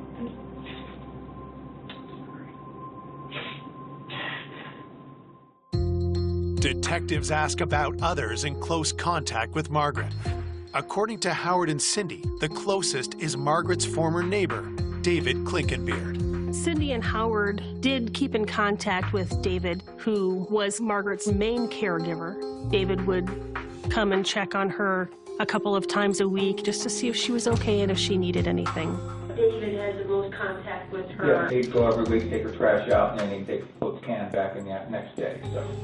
After interviewing Howard and Cindy, detectives try to contact David, but he's not answering their calls. There was some concern not being able to reach David, and that was troubling. We didn't have any other suspects. It made us wonder what was going on. As detectives try to track David down, patrol officers continue to canvass Margaret's neighbors for information. During the canvass, we did learn that there had been some vehicles in the neighborhood that had been rifled through, and small items were taken out, like change and things like that. Is this somebody that was up by Margaret's house and found a crime of opportunity because it's somebody that they can maybe figure out lives alone? As the canvass continues, officers notice someone watching the activity around Margaret's house. I noticed a man outside smoking a cigarette, so I went out to make contact with him. This person ended up being David Klinkenbeard. He said that he used to live next door to Margaret. He kind of wanted to know what was going on. He said he was essentially canvassing the neighborhood looking for anything that was suspicious. David did strike me as odd at first. It was concerning to me that he was standing out there trying to determine what exactly we had found. As David continues to talk, police grow increasingly suspicious.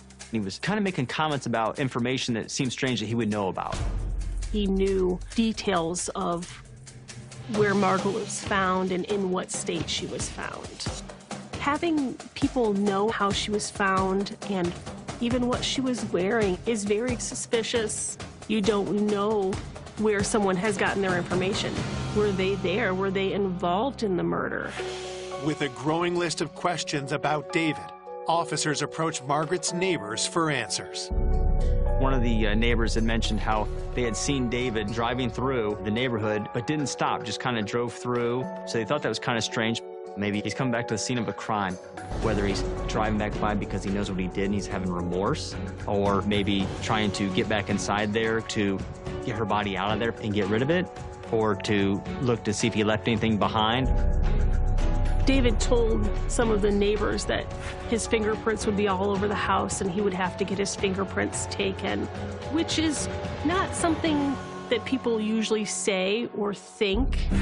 The next day, David's appearance in local news coverage of the murder raises further alarm bells. I turned on the news and there he is on TV, talking to the reporters, putting himself out there. Was this a guilty man's ploy to hide in plain sight? That seemed out of sorts to us. Generally, when people are grieving a loss, their instinct is not to cooperate with the media, but David seemed very willing to speak with them. All of these things added together are possible indicators of someone who is purposely trying to insert themselves in the investigation because they're involved in this investigation. Could David have possibly been involved in Margaret's murder? At that point, we had some questions about his actions and his knowledge of how Margaret was found. He definitely became a main point of interest. On April 11th, 2 days after finding Margaret's body in her own home, police bring her former neighbor, David Klinkenbeard, in for questioning. David told us that he last saw Margaret when he was helping her with her trash can on Wednesday. You didn't come by on Thursday or Friday, not till Sunday? No, not till Sunday. On Sunday, he had gone over to the house and he didn't locate her. He had some concerns that maybe she was upstairs in a state of undress and he didn't want to go up there himself. So he contacted Jan across the street. And that's when you had Jan come over in case she was upstairs and not decent. Yeah, Jan went up there, she wasn't up there, and then we looked in the closet up there. Okay, your friend's missing. That'd be the last thing in your mind, whether they're dressed or not. You would go and look for them throughout the entire house, not go get somebody else. As the interview continues, David's answers only raise further suspicion. She likes to look nice, and she was a pretty woman. Yeah. When she was younger, she was a redhead. Wow. Yeah. And she was really, I mean, back then she was really kind of like, not thin, but, you know, I was surprised how good she looked back then. Some of the comments that he made about Margaret, in particular her physical appearance when she was younger, she had just been murdered, and here he is describing her figure and her body type in an interview. The detective asked David about the calls he made when he couldn't find Margaret. Oh, I want to use my cell phone to call Howard. I got his number on my phone. Do you have your phone with you? Yeah. Would you mind if I had my computer guy just go through and write down the dates of your calls? I have. He said he must have left it at home and didn't have it on his person.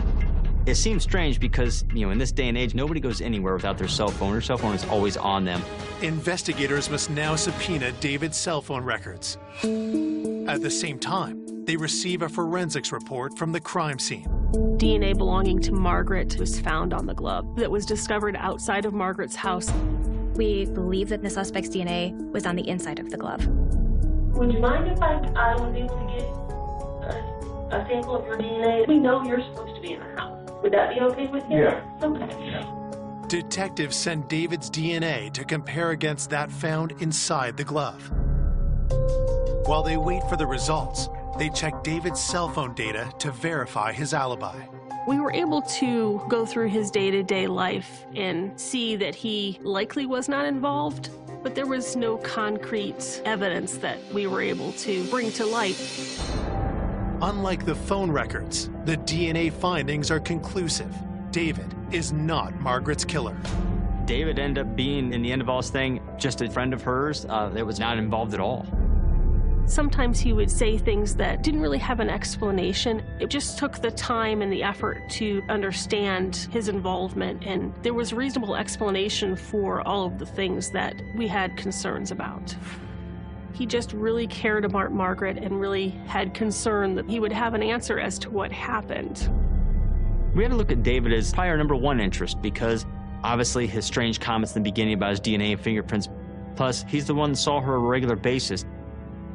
Up until that point where you reach a crossroads, you really do have to look at every tiny detail, every possibility.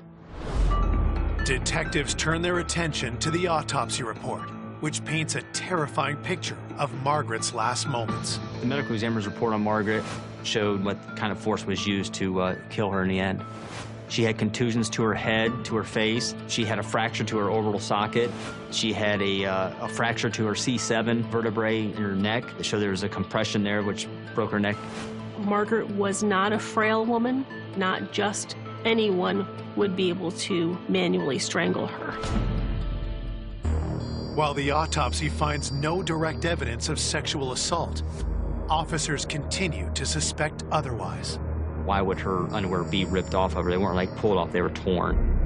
There were other bodily fluids that were mixed in with the swabs from Margaret's body. The fact that someone took Margaret in such a horrific manner was a very difficult thing to handle.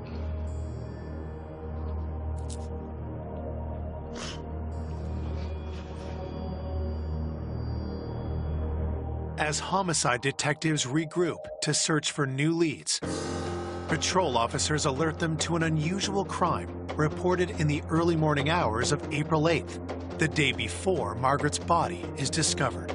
There was a report of a carjacking very near the scene of Margaret Douglas's home. In a community like Wadsworth, we don't have carjackings. That's not a normal call for us. They happened in such time close to one another that we had to wonder if they were related. The carjacking victim is a local man named Paul Shalott. Paul had reported he was driving along and he happened to notice a 19, 20-year-old man limping, like having trouble walking up the street. Paul had reported to us that he was just being a good Samaritan and picking somebody up that he thought to be injured. So as he went out to help him, he said the gentleman just slid into the driver's seat and then locked the doors, wouldn't let him in, and took off with his car. Officers grow suspicious when they quickly locate Paul's car near the site of the carjacking. The car was found very quickly, and it was found right there in the same area it was taken. Literally, like, not even a block away from where he had picked this gentleman up, supposedly, and lost his car. This happened at a building that had cameras on the outside, so we wanted to kind of investigate Paul's story because it just didn't seem quite right. You could see on the video that Paul had been with what appeared to be a young man. The young man was not limping. He did not seem to be injured in any way. Paul's initial report did not match anything that video said. It just wasn't adding up. He was not being honest and something else was going on. Why had Paul lied to police? And who was the young man seen in security footage? Had one of them gone on to do something unthinkable? We had the carjacking, and then we had Mark's disappearance. It just started making me think a little bit, could this be the guy that could be involved? Police investigating the murder of 98-year-old Margaret Douglas have a potential new lead after learning of an alleged carjacking in her quiet neighborhood. Somebody that's willing to perpetrate a crime such as a carjacking makes you really wonder, is this related to a murder that's just happened a couple blocks away? But when security video proves the victim, Paul Shalott, has lied to police, detectives demand answers. When I interviewed Paul to get the whole story, he was very nervous, and then he finally started telling us the truth about how he came to be in that area and what really happened. He was on an app trying to meet somebody, and he did come across somebody. He said he worked for a church, and he didn't want them to find out that he's using a site to try to meet up with young men. He didn't want to admit it right away, but they started getting involved sexually in the car. The male subject he picked up, I guess, started getting upset that things weren't going his way. The young man that he met up with just kind of snapped and took the car, not what Paul had expected when he met this person online. With Paul finally being honest, detectives change course and ask if he knows anything about the murder of Margaret Douglas. He was aware of what had happened and that she was a victim of a homicide. But Paul did not know Margaret at all. He had no ties to her, and real no ties even in that neighborhood. He was just there basically to meet up with somebody that night. Then I started thinking, well, now we need to know who was driving that car, who carjacked him. Paul was asked for the account information for the app that he used to meet this person on. He said he couldn't remember the email he used or the password he used to get in there.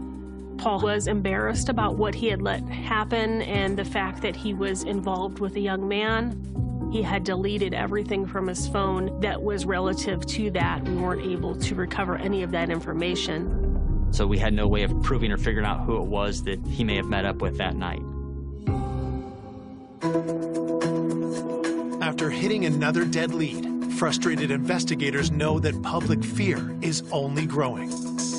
There was definitely some fear. There were people that would normally stroll down the street, walk their dogs, let their kids play outside unsupervised, and things like that weren't happening after Margaret's discovery. And the emotions for everybody were really high and heightened. They're all locking their doors now, and they're really watching for everything. So it was definitely a shock to all of them. With the community on edge, Margaret's family continues to struggle with their loss. The hardest part going through all this is the time-consuming and the worrying and waiting for the outcome and not sure what's going to happen. That was hard. You know, none of us are patient, and we all want to know what happened here, why someone would do this. The reason you're doing what you're doing is for the victim. You want somebody to be held responsible for what they've done. Believing that the carjacker may be a serial criminal, police take a closer look at the petty crimes reported around Margaret's neighborhood. The crimes all took place in just a few block area. Is there somebody in this neighborhood that's committing a whole bunch of crimes for some reason, because we weren't seeing those crimes spreading out throughout the city like we typically would? You have to wonder if the person who's committing these petty crimes has escalated to commit something more horrific. On the night of April 13th, 4 days after the discovery of Margaret's body, police received several calls about 2 young men. We had received a lot of different calls where people had seen 2 male subjects running around, creating mischief, doing things at the park, doing things at the church, and in cars. A couple of young males were taking some type of device that had wheels on the bottom and hanging out in one of the parking lots. That same night, police respond to a call that changes everything. It was reported to us that there had been a break-in to a trailer that was at a construction site. When officers investigate, they get a huge break. Someone had left their cell phone behind at the trailer. Does the phone belong to the person responsible for the neighborhood crime spree, including Margaret's murder? Investigators used forensic software to unlock the phone. The phone came back to a subject that we had been known in our area for different car break-ins and little thefts from cars that happened in our city and especially over in that area. He was identified by one of our officers as Zach Franzen. Zach was known to us, and he did have a troubled past. He had been in some more serious trouble, and we were all familiar with him. At this point, we thought that we really needed to bring Zach in and talk to him about what he had been doing that night. Zach was found sleeping in his car at the high school in the parking lot. As officers bring Zach into the station for an interview, something immediately catches their attention. Zach had some scratches on his legs, which made me wonder where those came from. Are they defensive wounds from somebody fighting back against you and scratching you that way? Could they be from something simple, explainable, or evidence into what we were looking into with regards to Margaret Douglas? Police investigating the murder of Margaret Douglas have connected local teen Zach Franzen to a spate of crimes near her home. With the carjacking, we know there was supposed to be a young male. Now we have Zach running around, committing these little crimes, all within the same area around the same time frame. His phone was left behind at the trailer, so we knew for sure that he was involved in the crimes that were all seemingly tied together. Detectives cut to the chase and ask Zach if he killed Margaret Douglas. Zach, he owned up for the little things he did, but he denied any knowledge of it or being involved at all. Detectives steer the interview to the identity of the teen seen with Zach in security footage. He said that he was out with his friend Gavin Ramsey, and that everything that had happened was all Gavin's idea. Gavin had been the one that was trying to break into the trailer, and that he was just standing by and watching it happen, just a presence during the time that Gavin was committing all the other petty crimes. Zach was definitely distancing himself, so there was some concern that he wasn't being honest about everything that they had done. For the moment, police decide not to charge Zach until they interview his friend, Gavin Ramsey. Gavin had been in trouble before, and his mom had dealt with that. She was going to hold him accountable for the things he had done. We talked about the trailer, and I just let him know that we knew he was there because Zach had told us that he was there. Property-type crimes and less serious crimes is what we talked about at first. That's just to see, is he going to own up to that? And then we'd continue from there into something more serious. You guys didn't take anything? Did you rummage through glove boxes or anything? Maybe like 50 times, but other than that, seriously nothing. He admitted to all of them. He would rifle through cars and take things that weren't of a lot of value, just to take things. Gavin told us during the interview he does it for a rush, so it wasn't about money or anything. I think the reason that he was so willing to admit to these lesser offenses is to kind of distance himself and clear his name from anything else I might want to talk to him about. Now, detectives turn their questions to more serious crimes. We had a carjacking. Oh my God. And the suspect is a young white male with a nice complexion and blue eyes. Is that you? Gavin's demeanor changed substantially when I started to ask him about the carjacking. It's upset me so much. There's something else you need to tell us? You've already gotten yourself in trouble, so. I know, and I don't need I don't know what to say. Before answering further questions, Gavin asks to speak with a detective alone. Honestly, can you two actually leave for a second? What's that? Can you two actually leave? So I can talk to her. Yeah. Sure.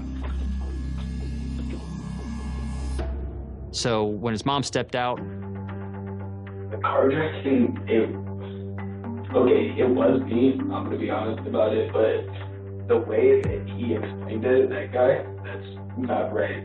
he openly admitted that he was the one who did the carjacking. He didn't really want to talk about the sexual part of what happened in there.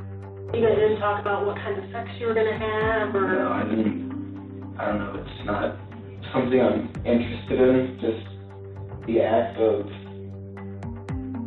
him getting the payback, I guess, I don't know, that's, like, it's karma, really.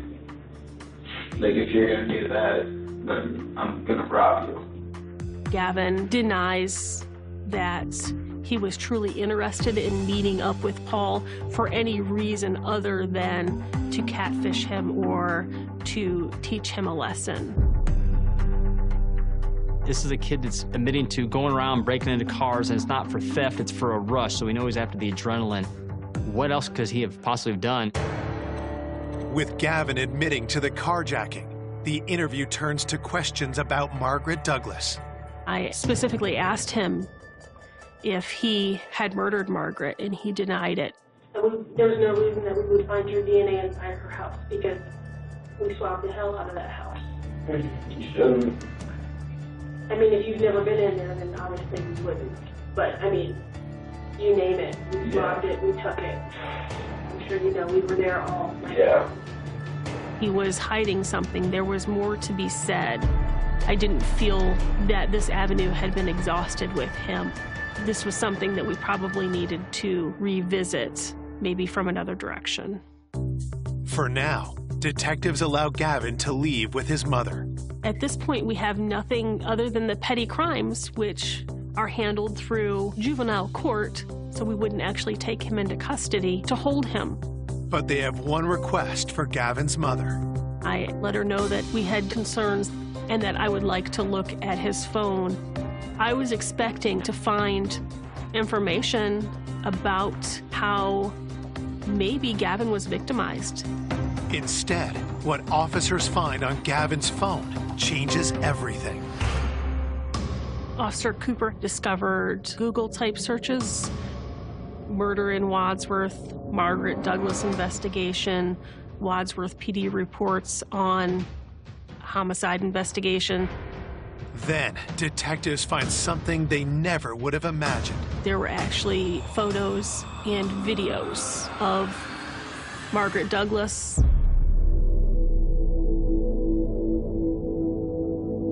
Timestamps show that the images were recorded in the early morning hours of Friday, April 6th. She obviously didn't know he was there, and he was just photographing her from a vantage point in her own home. There was clearly a point in time where she realized that someone was in her home and was startled. Nothing can prepare investigators for what they see next. I was absolutely shocked that a child could imagine doing this to another human being. This wasn't a horror movie. This was actually happening. Detectives investigating the murder of 98-year-old Margaret Douglas have found disturbing evidence on a phone belonging to 17-year-old Gavin Ramsey. The first thought in my mind was, he knows we're going to discover this. And I could just imagine him fleeing. Police moved quickly to take Gavin into custody. Once we picked him up, I briefly told his mom that we had discovered evidence on his phone and that we were going to take him back to the police department.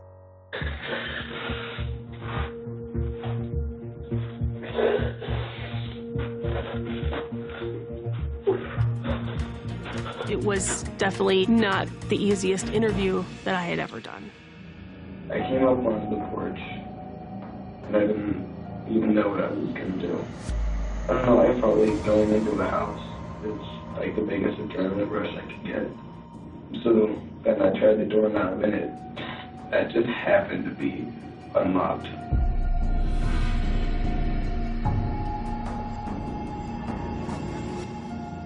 He was videotaping her while she slept, stalking his victim like an animal stalks its prey. So how long do you think you were in the house before you woke her up?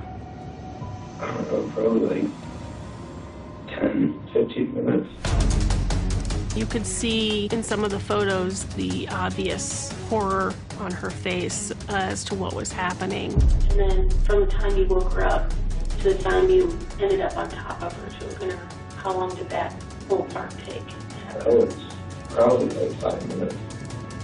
He had used both hands to squeeze her neck and push her neck back against the floor, strangling her.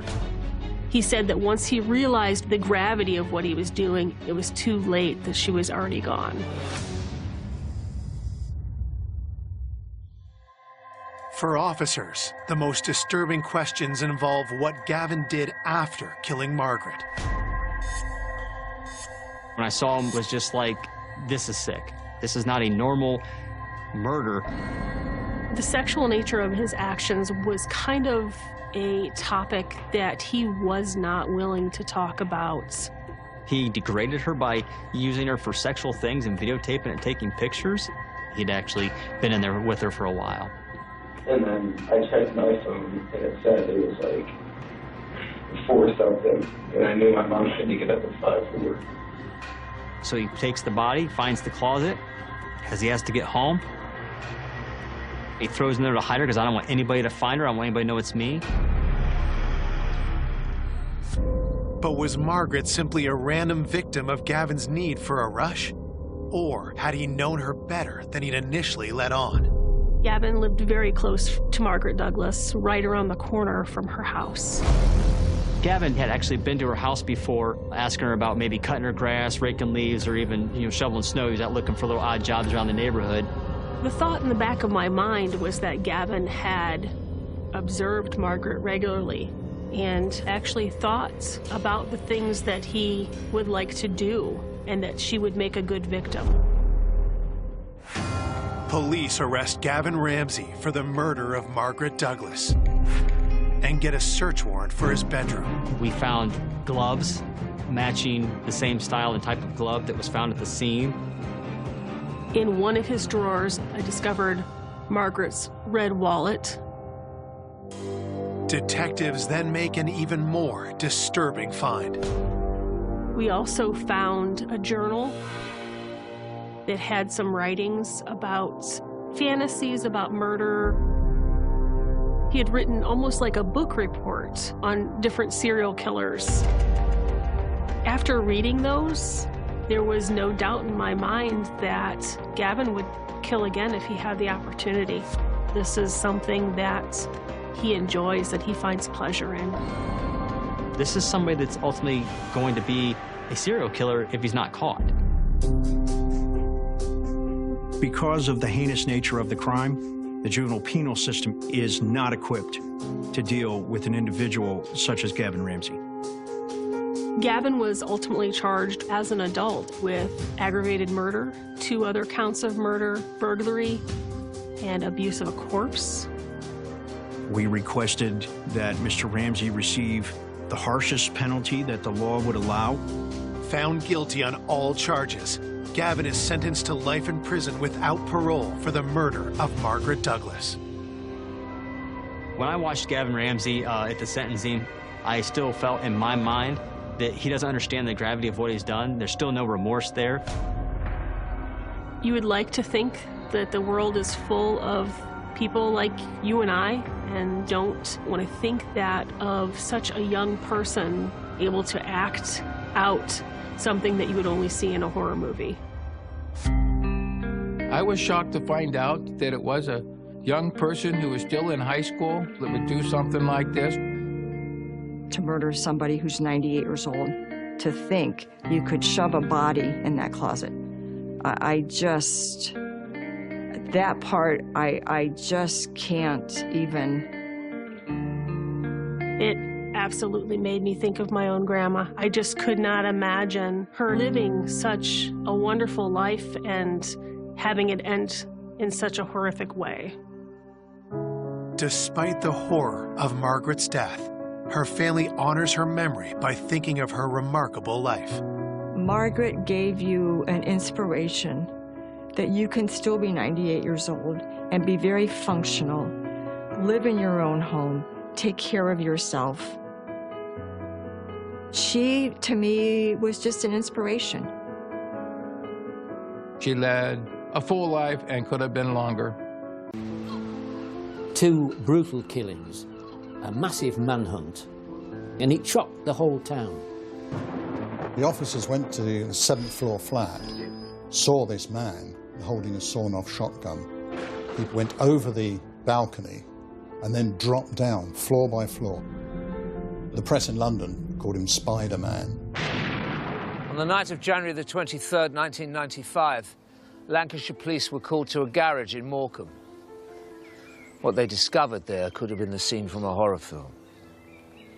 The investigation into what turned out to be a brutal double murder and the ensuing manhunt for the killer would take the police all over the country. It was a case that the police and the people of Morecambe would never, ever forget. In January 1995, Morecambe, a picturesque seaside town in Lancashire, was about to become front-page news when the dead body of a man was found. DCI Graham Gooch from Lancashire Constabulary was to lead what would become an unprecedented investigation. On the night in question, I was the duty on-call senior investigating officer, but sound asleep in bed, and then about 2 o'clock in the morning, the phone went, which means something awful's happened somewhere. So took the call and they said they'd had a murder at Morecambe. The officers had been faced with a gruesome scene at a garage on the Whiteland industrial estate. The dead body had been severely battered. They tell you basically what's happened, and then you start thinking, what am I going to need? Where shall I rendezvous with the officers on the scene? And start the process rolling. DCI Colin Mooney was appointed as Deputy Senior Investigating Officer on the case, an unusual one for this normally quiet holiday resort. Morecambe's quite a low crime area to live in, particularly compared with other areas of Lancashire.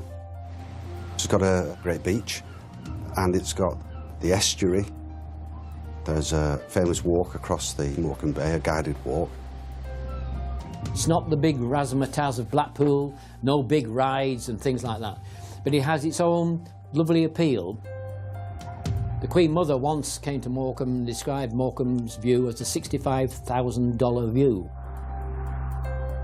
I would say Morecambe's probably one of the very safest places to live. It's sort of like a bit of a sleepy town. There's not really that much horrendous trouble, you know. The wives of 49-year-old Tony Morocco and 29-year-old Paul Sandham had phoned the police, worried about their husbands who had worked at the garage together and not returned home. They were creatures of habit. They'd finish their work about 5 o'clock and go home. And this night, they hadn't. The officers went to the garage with the relatives, and it was locked. And then they found somebody who's got a key to come along and unlock it. So the premises were locked. And inside, then they'd found this scene of destruction. Clearly, it looked as though someone had been playing dodgems with the cars, and there was smashed office furniture, smashed cabinets. And on the floor was the body of Tony Morocco.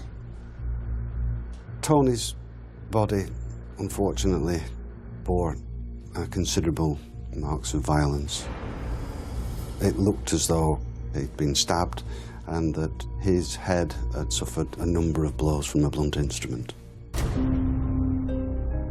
Well, certainly the amount of violence used was far in excess of that was needed to actually bring about death. There was something very emphatic about it, almost as if the person was acting out, I know, some sense of mission or getting revenge. From his injuries, it was immediately clear to police that Tony Morocco had been brutally murdered on the premises of his own business. After pathologists had analysed the scene, his body was carefully removed, and along with crime scene investigators, DCI Gooch tried to figure out what had happened. Left at the scene, there was a lot of blood there, There was a torque wrench which had blood and traces of body on it and hair, so that appeared to be a fairly obvious murder weapon. And lots of other pieces, because garages are generally fairly messy places, so there's a lot of stuff to look at. But then here we had the feature of this car, this Toyota car, which had obviously crashed into the desk and into the cupboards. So clearly that was part of whatever had happened at the scene. So we knew that we had to do a lot more investigation into that. But of course the first thing on your mind is, who did this? The police didn't have to look far for their first suspect. The situation we had was these two men who worked together in the garage. They hadn't come home. We've been along there and we found the body of one of them and the other man's missing. It's not unreasonable to have some suspicion that they'd fallen out and had a terrible argument and that this was the result of it. Because, I mean, Paul Sandham was nowhere to be found. He hadn't gone home, which was most unusual. The police immediately focused on locating Paul Sandham. Officers have been called out to come to Morecambe to start forming an investigation team. In the morning, those officers had turned up about 8, 9 o'clock, and we'd started the briefing, painting the scene for them to tell them what was going on, what we were going to do, and what each of them would be doing. And then, during that briefing, in came one of the officers saying, "Hang on, boss, I think there's been a development," and hands me a piece of paper saying the body's been found further, just out in the countryside, a little way from Morecambe.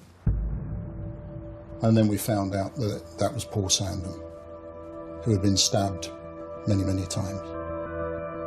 The man police had been treating as a suspect had been left for dead with 41 knife wounds. There was a clear connection between the two victims, and also the level of violence used on both of them was quite similar.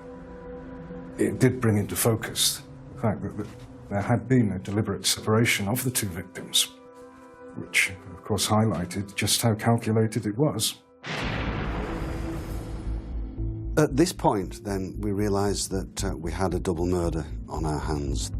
It was inconceivable that two people who worked so closely together, who went missing at about the same time, and both found murdered, would not be linked. I've dealt with murders before with more than one victim. They don't come very often, but it does change things completely from what we were looking at before. Before we were looking for possibly a murder with a reasonable suspect. Now suddenly you've got a double murder with no suspect. And it was a great concern to local people. I spent most of my working life on the estate from being the age of 13. You know, I got to know Tony, you know, just through, you know, being on the estate like I got to know everybody else. He was a lovely guy. If anybody was going to say, you know, put Tony in a room of 10 other people, you know, who would get murdered, you know, you wouldn't put Tony, you'd say, well, what's he doing here? It was that shocking that, you know, it was just beyond belief, really. The local press, the local radio, everybody was covering this big story, which was very helpful because it was a big story. We've got here 2 brutal killings, a massive manhunt, something the like of which Morecambe had never seen before. And we were in the centre of it, being the town's newspaper, and we were swept up by it, and without a doubt we realised the enormity of the story and that we had to rise to this challenge. Lancashire police had 2 dead bodies on their hands and no idea who could have committed the murders. The most dramatic investigation they had ever been faced with was about to commence. Police in Morecambe were dealing with a brutal double murder and no suspect. The body of Tony Morocco had been found at his garage business, and his co-worker Paul Sandham was found a mile down the road in a field. He'd been stabbed 41 times. When people learned of what had happened to Tony and Paul, it was just pure shock. Or anybody on the estate could quite believe what had happened. It was unreal, just unreal. Tony Morocco was very well known. He had a wide circle of friends and a big customer base. His partner Paul probably was lesser well known, but he'd obviously known to all the customers. Sad thing for Paul. Paul had just recovered from cancer.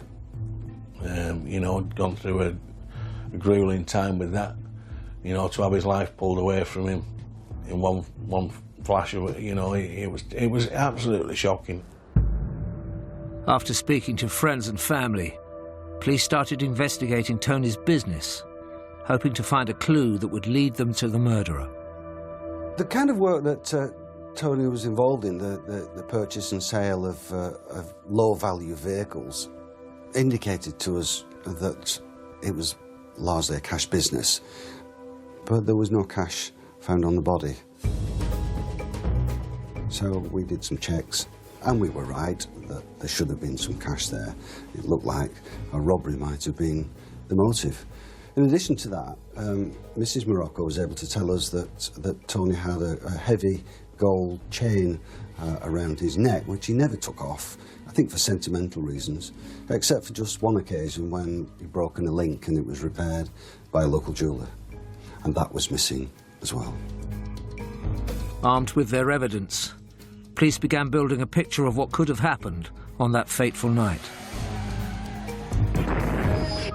It became apparent to us that Paul Sandham had been taken away and murdered first. We guessed that this Toyota car had been used to take him away, presumably on a test drive. And he killed him in the field and then come back in the Toyota and crashed it into the garage when he arrived. We tend to assume that he'd gone along there, found two members of staff there which he thought he couldn't overcome them, so on the pretext of wanting to buy a car, had got Paul Sandham away and killed him so he could go back and rob Tony. Regardless of their theory, police still needed concrete evidence that the murders were linked and the Toyota car was significant. It's very important to isolate the two scenes to make sure there's no contamination, because we wanted to find out if that car had been in the field. So we found next to the road, we got a tyre track, which eventually found matched the Toyota, but also, more importantly, we found soil of identical makeup in the footwell of the car as was in the entrance to the field. Now, the important thing was this was found on the driver's side and not the passenger side. So it showed only one person who had been out of the car got back into it, and that was the driver. And that had gone back to TM Motors. For me, more significantly, there was a trainer mark in mud in the field close to Paul Sandham's body. And there was also a similar trainer mark in blood in TM Motors. So it was clear to us that the murders were linked, and they feel the trainer mark was a definite scientific link between those two murders. With the crashed Toyota car left at the garage, police needed to establish how the killer had travelled around. One of the lines of inquiry which we had was to try to establish whether or not there was a getaway vehicle involved and whether or not anybody had seen it. The only thing that we could find out was that somebody dimly recalled seeing a pedal cycle propped up against the wall outside TM Motors. And to be honest, I don't think that the police put a great deal of store by that at the time, because who goes to commit a murder on a pedal cycle? One of the members of staff of the garage who worked there part-time came in to help us, and he checked to see that all the cars were there, and he found there was one missing. And this was a white MG Metro, which was probably the best of the bunch of cars that were in the garage, and that one was missing. Not only was the car missing, but also the paperwork, the logbook and the receipts and that for the vehicle. So clearly the murderer had not only just taken the car as a getaway, he also made sure he got all the documents for it. So clearly he probably intended to move the car on later, and that was important to us. I mean, it tells you a lot about the person you're looking for, that This isn't somebody who's just done something on the spur of the moment. The fact that he's lured one man away to kill him just so he can go back and do a petty robbery shows this is a dangerous and determined person. DCI Gooch had another suspicion about the murderer's connection to the crime scene. Did he know the garage? Had he been there before? You take the idea, he wouldn't have come from a million miles away. It's fairly tucked away on the White Lund estate. It's something somebody local would have known, or somebody who knew the area very well. He wouldn't have just turned up there from a long way away and gone there on spec. With the white Metro missing, they now had a vehicle to look out for. The car was placed on the police national computer as a vehicle of interest and also flagged with other relevant organisations. There is an organisation which members of the public and car dealers can use to check whether or not a vehicle is stolen. We contacted that organisation and asked that if anybody checks that vehicle with them, that they should tell us, but not tell them. So, having put a marker for the MG Metro onto HPI, only a couple of days later, they called us to say that someone had gone into a garage in Erith in southeast London to sell the car. The hire purchase information alert was an important breakthrough, but this meant geographically the investigation had to expand 275 miles down south. Very quickly, we sent a team down to London to check this out, and the man in the garage did a few second-hand cars. He did repairs and lower end of the market sort of cars, and he remembered the man who had taken in because he'd done a few deals with him before, and he checked it and there was nothing outstanding on HPI at that time. So a deal was done and he part exchanged it for a Ford Escort. The Erith car dealer provided an accurate description of the man that had sold him the white Metro, but wasn't much more help to the police as the suspect had covered his tracks. He'd given false particulars, which gave us something to look at, but essentially it looked like a bit of a dead end. We didn't have any more information to go on then. Unfortunately, and perhaps alarmingly, the car dealer had traded on the MG Metro, but luckily for us, he knew where it was, and we were able to catch up with the vehicle pretty soon thereafter. And so we seized it, we brought it back to Lancashire and had it examined by our scientific officers. They found traces of blood on the driver's door handle, and it would have been reasonable to expect that it was either Mr. Morocco or Mr. Sandham's, but it wasn't. This was the blood of a third person. And we began to speculate that perhaps in the frenzied attack on the two deceases, maybe, just maybe, the murderer had cut himself, and that this was, in fact, the murderer's blood. It was looking like a DNA breakthrough. All police needed was a match. Another important element that came in then was the car that he'd bought from the dealer in Erith, because we had the registration number for that.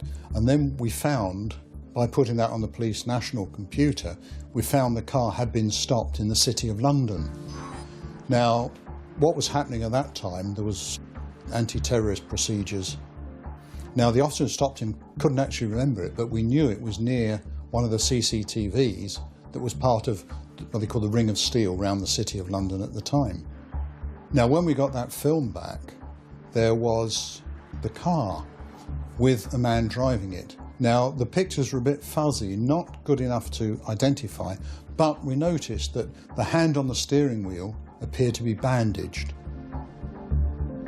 Using the description supplied by the Erith car dealer, the police released a sketch of the suspect to the national press, hoping it might trigger more leads.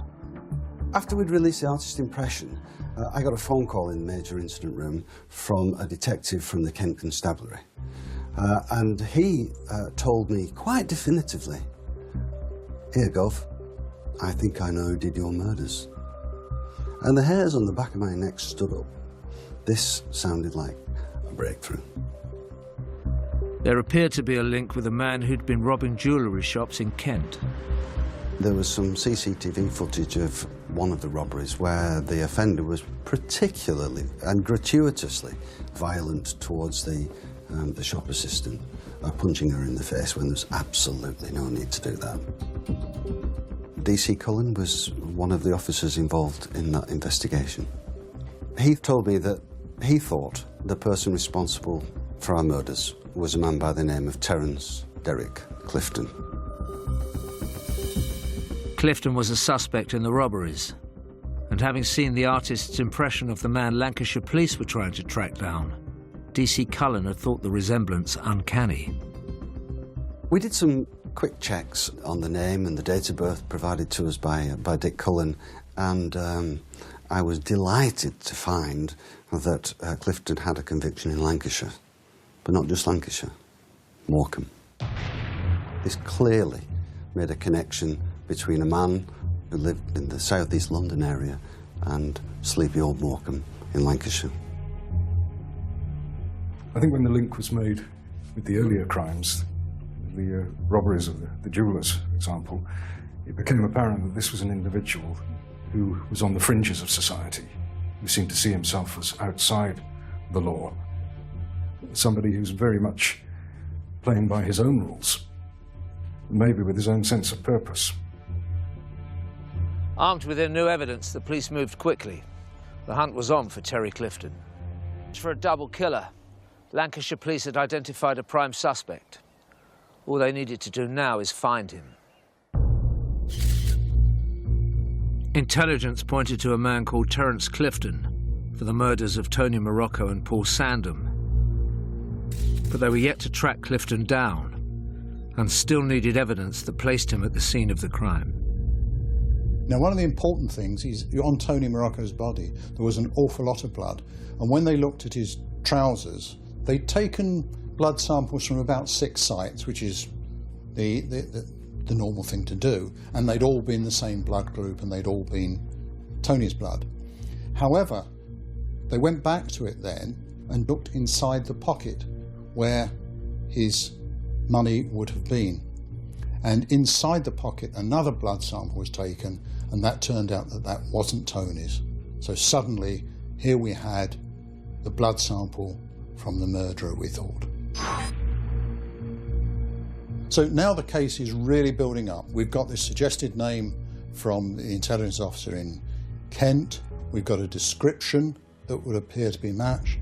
And now we've got blood from the murderer in the pocket of the deceased. So now we've got to match it. Clifton had been in prison before, but this was 1995, when personal profile details held on convicts were limited. Nowadays it's quite routine for people coming into custody to have a mouth swab taken with a view to having their DNA recorded on the National DNA Database. But that wasn't the case way back then. And so what we needed was a sample of Clifton's blood to compare with the blood of the third person from the crime scenes and from the MG Metro. The investigation was now a nationwide search, and Lancashire police gathered as much support as they could without naming their suspect. We always enjoyed a pretty good relationship with the police, and on this particular incident, it was outstanding. Because, partly, the police needed us as well to help catch the guy. We decided to release the artist's impressions to the local paper. And that brought about another development. A young lady came to the police station and she said that based on the artist's impression, she thought that the person that we were looking for was none other than Terence Clifton. She explained that Terence had attended school in the area and, significantly, that he had been in the Morecambe area around the Christmas and New Year period of 1995. The witness went on to say that, that Clifton had arrived in the area in a big old BMW car that he'd driven up from London, but that he had sold it and bought another car locally. And it came as no surprise that transaction took place at T&M Motors. In fact, the BMW was still lying in the yard at T&M when we went to check. He'd gone to trade this old car in, and he wasn't happy that Tony had only given him a couple £100 for it or something like that. And then he wanted money because there was petrol in the tank. And Tony took out his big wad of money and peeled off a fiver and said, yeah, there's £5 for the petrol. And he very much resented that. The police now had an additional motive for the murders: revenge. So the woman who went into Morecambe Police Station to say she'd seen Clifton and knew him was able to tell us that he'd stayed with a family in Morecambe the night before the murders.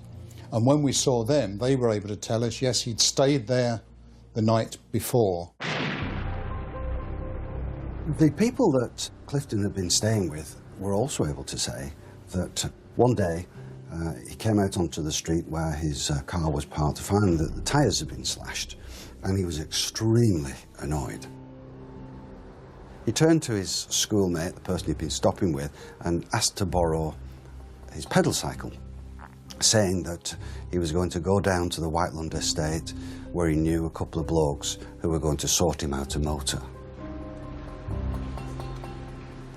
This, of course, explained why no car was seen at T&M Motors, and explained the presence of a pedal cycle propped up against the door at the relevant time. A little while later, Clifton appeared back at the family home. Then he was driving a white hatchback car, and the pedal cycle belonging to the young man with whom he'd been staying was sticking out the back. So he returned the pedal cycle and set off, saying that he was bound back for London. Police confiscated the bike for forensic testing, where blood was found that matched that on the white Metro and in Tony Morocco's pocket. But they couldn't connect this blood to their suspect. So we're obviously waiting for a DNA match to see whether or not we could definitively tie that blood to Terence Derek Clifton, but at that stage we didn't have it. The police could only get the blood test they needed if they were able to arrest Clifton. We'd already had officers down in London after the initial call, but now we sent more of a team down there to try to find him. And it was becoming very difficult. He certainly didn't make it easy for us. He was changing cars almost daily. And then he was moving from place to place where he was staying, and we always seemed to be a bit behind him. I get a sense of a continuing theme of him versus the world. Him seeing himself as this character, almost a heroic character who can rise above adversity and demonstrate, in some respects, a superiority. He can give the police the runaround and get away with pretty much what he chooses. When it was a bit of a manhunt to London, well then you think, Jesus, help me catch him. Everybody was sort of like shocked and lucky, you know. It was very hard for everybody. I mean, you know, it's all right for me to sit here saying it was hard. Imagine what his family felt like. At this point, Lancashire Constabulary had officers at a police station in Bexley Heath in Kent, and they also had backup from the Metropolitan Police. The murder investigation was turning into a manhunt. He was always giving an alias, but there was a common theme to those aliases. Whilst he was going around giving people false names and addresses to people who didn't know him, there were clues in it for us, because a lot of the names he was given were sort of mix and match of places he'd lived before and people who he had known or relatives.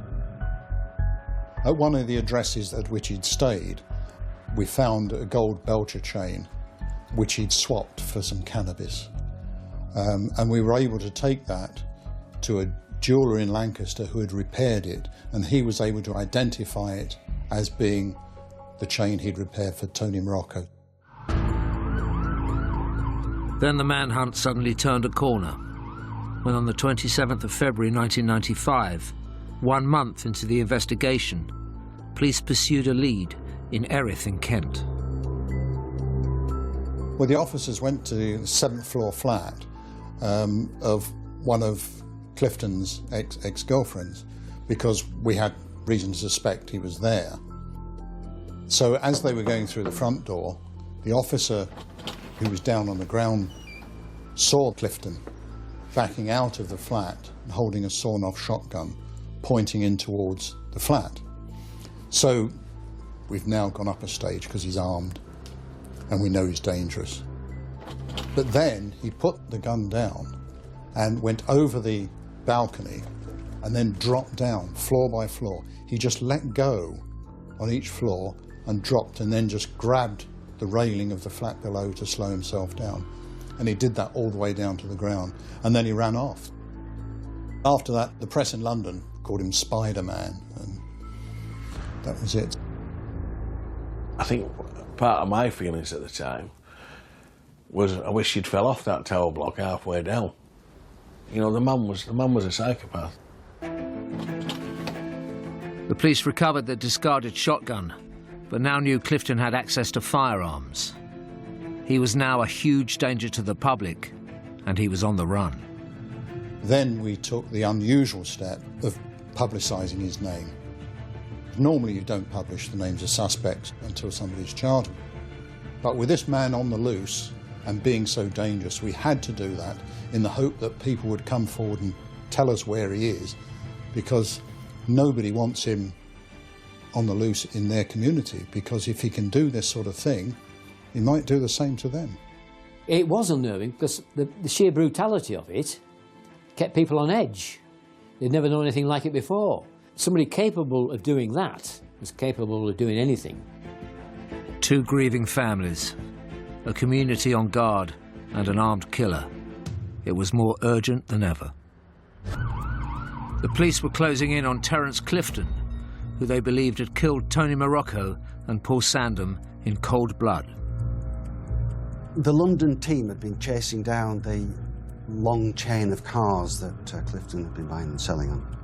And they were hot on the trail of one particular car when they identified it parked up in a street. So the Metropolitan Police firearms team and Lancashire officers kept a watch on the car. And a man came to the car and got in. He was immediately surrounded by the armed officers and was arrested at gunpoint. Unfortunately, it wasn't Clifton. It was, however, a man who'd bought the car from Clifton only a number of hours previously. And once he'd been dusted down, he was able to tell us that, and to tell us the car that Clifton had bought off him. We were now only hours behind our suspect. Clifton was reported to be driving an Austin Montego. Now, in possession of the information that he was in the Montego motor car, there were a number of officers plotted up in the area, and then two officers saw him get into the car, and then he went round and parked up in Finstead Road. It was called in, and the armed team then went in, and he was arrested. He surrendered straight away. Finally, they'd got Clifton. Arrested at gunpoint on the 6th of March 1995, 6 weeks after the murders. We had him now.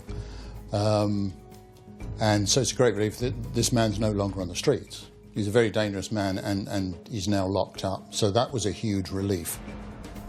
But then, you see, the job from my end of things particularly is really just starting, because now you've got to put all that evidence together to turn it into a case of admissible evidence.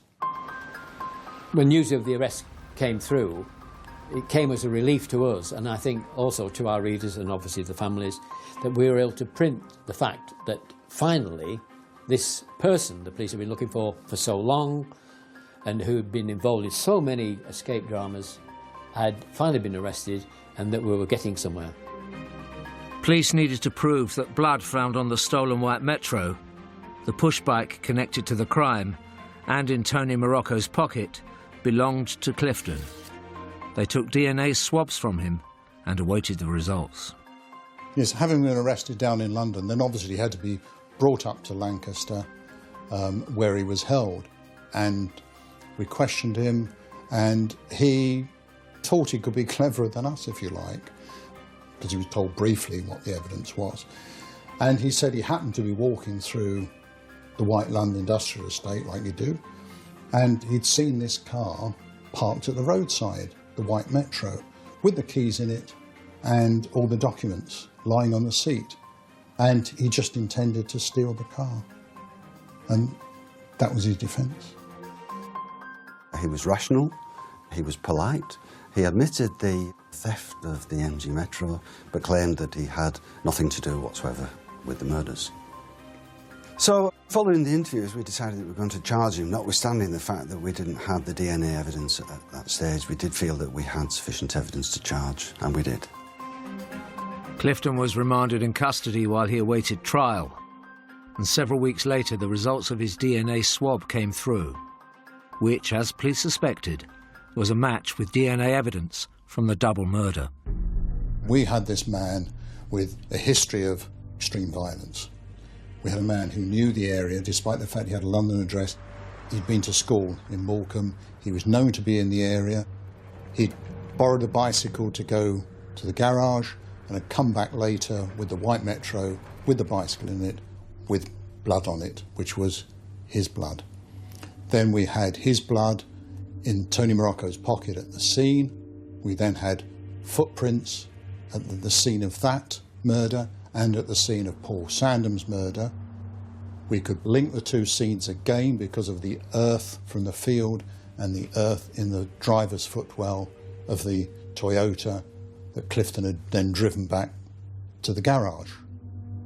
We've got the Belcher chain that was found in London that he'd swapped for some cannabis, which we could then identify positively as being Tony Morocco's.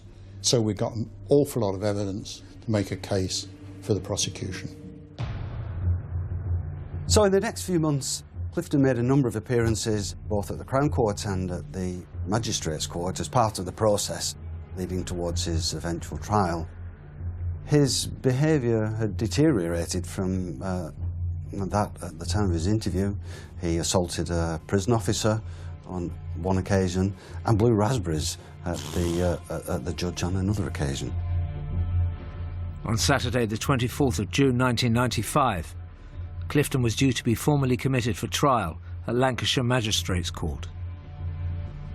And then we came to the worst of all in his behaviour. He said he wanted private consultation with his solicitor, which he is entitled. So was taken into a room with his solicitor. Then he produced a sharpened telescopic car aerial, which he'd secreted within his rectum before he left prison, and then held this against his solicitor's throat and threatened him and took him hostage. We called in a hostage negotiator, and we also called in officers who were trained to put an end to a siege like this by more forceful means. I remember getting a call from a colleague at quite an early hour of the morning to say that there was an incident in progress at Lancaster Magistrates' Court. At that time, I worked for the prison service, and I was on call for hostage negotiation situations. Dr. Need made his way to the court, while Lancashire police tried to manage the situation as best they could. As part of this siege, he called for an imam to come and speak to him, claiming that he was a convert to Islam, and the imam duly came and spoke to him and declared that, in his opinion, he wasn't a convert. When I arrived, everybody was rather tired, but above all, I think, attention focused on the well-being of the hostage. The siege itself, from the time we took him, lasted for some 21 hours. So it's gone on a long time. And of course, when you're dealing with somebody like that, who's not that well balanced and clearly dangerous, as time goes on, they're getting tired, and either they give up or they can get worse and worse. At the end, things were getting worse, and that's why there had to be a rapid intervention. It was decided that we should explore the possibility of tactical intervention, and that really centred upon separating Clifton from the hostage. And that was achieved by offering Clifton a cup of coffee, which he accepted, took a few steps over to reach for it, and at that point the door to the room burst open and several gentlemen jumped on him. So it was brought to a peaceful resolution. It was erratic behaviour, and it may have been just part of the delaying tactics. I'm not sure what he felt that he had to gain by taking his solicitor hostage. It seemed to me to be the last turn of the card of an increasingly desperate man. Clifton's troublemaking continued. He sacked his defence lawyer and told police he would represent himself. The trial at Preston Crown Court didn't happen for 2 years.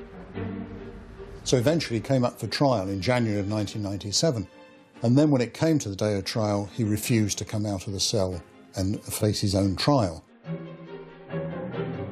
Because Clifton was unrepresented, it meant that the witnesses were not cross-examined, although the judge maintained the impartiality of the trial by asking pertinent questions of the witnesses himself. But nonetheless, the pace of the trial was much quicker than you would normally expect, and I recall that on one occasion, in excess of 30 witnesses in one day were heard. At the trial, the injuries sustained by Tony Morocco were so bad, it took the pathologist like 45 minutes just to describe the injuries, and the family sat through all that. The jury didn't take a long time at all to convict him of the murders. In a matter of 40 minutes or so, they'd returned unanimous verdicts of guilty to 2 offences of murder and 1 of the theft of the white MG car. All that was left was to sentence Clifton for his horrific crimes. The judge insisted, quite rightly, he'd be brought up for sentencing, and he wasn't for going quietly. And it took 9 prison officers a long time, having to have him wrap him in sheets to stop him kicking and punching and biting the officers, and they carried him up to the dock where he heard the sentence. He was sentenced to life imprisonment twice over for each of the murders and 4 years for stealing the car. The family who'd sat throughout the trial listened to the dreadful things that happened to their relatives, and I think they were very relieved at the outcome of the trial and the fact that he was going away, hopefully forever. It was the most shocking and demanding investigation Lancashire police had ever seen. But finally, it had come to an end. The chain of events, working backwards from the siege to the escape from the balcony, the fact that it was a double murder, the fact that it was a manhunt, I just don't think that anybody could have written a credible script that could have fitted our scenario. We knew we weren't far away, and we knew if we kept going, then eventually we'd get him, and we did. After 3 months playing cat and mouse with the police, a sensational escape and a hostage situation, Terry Clifton would be an old man if and when he was ever released.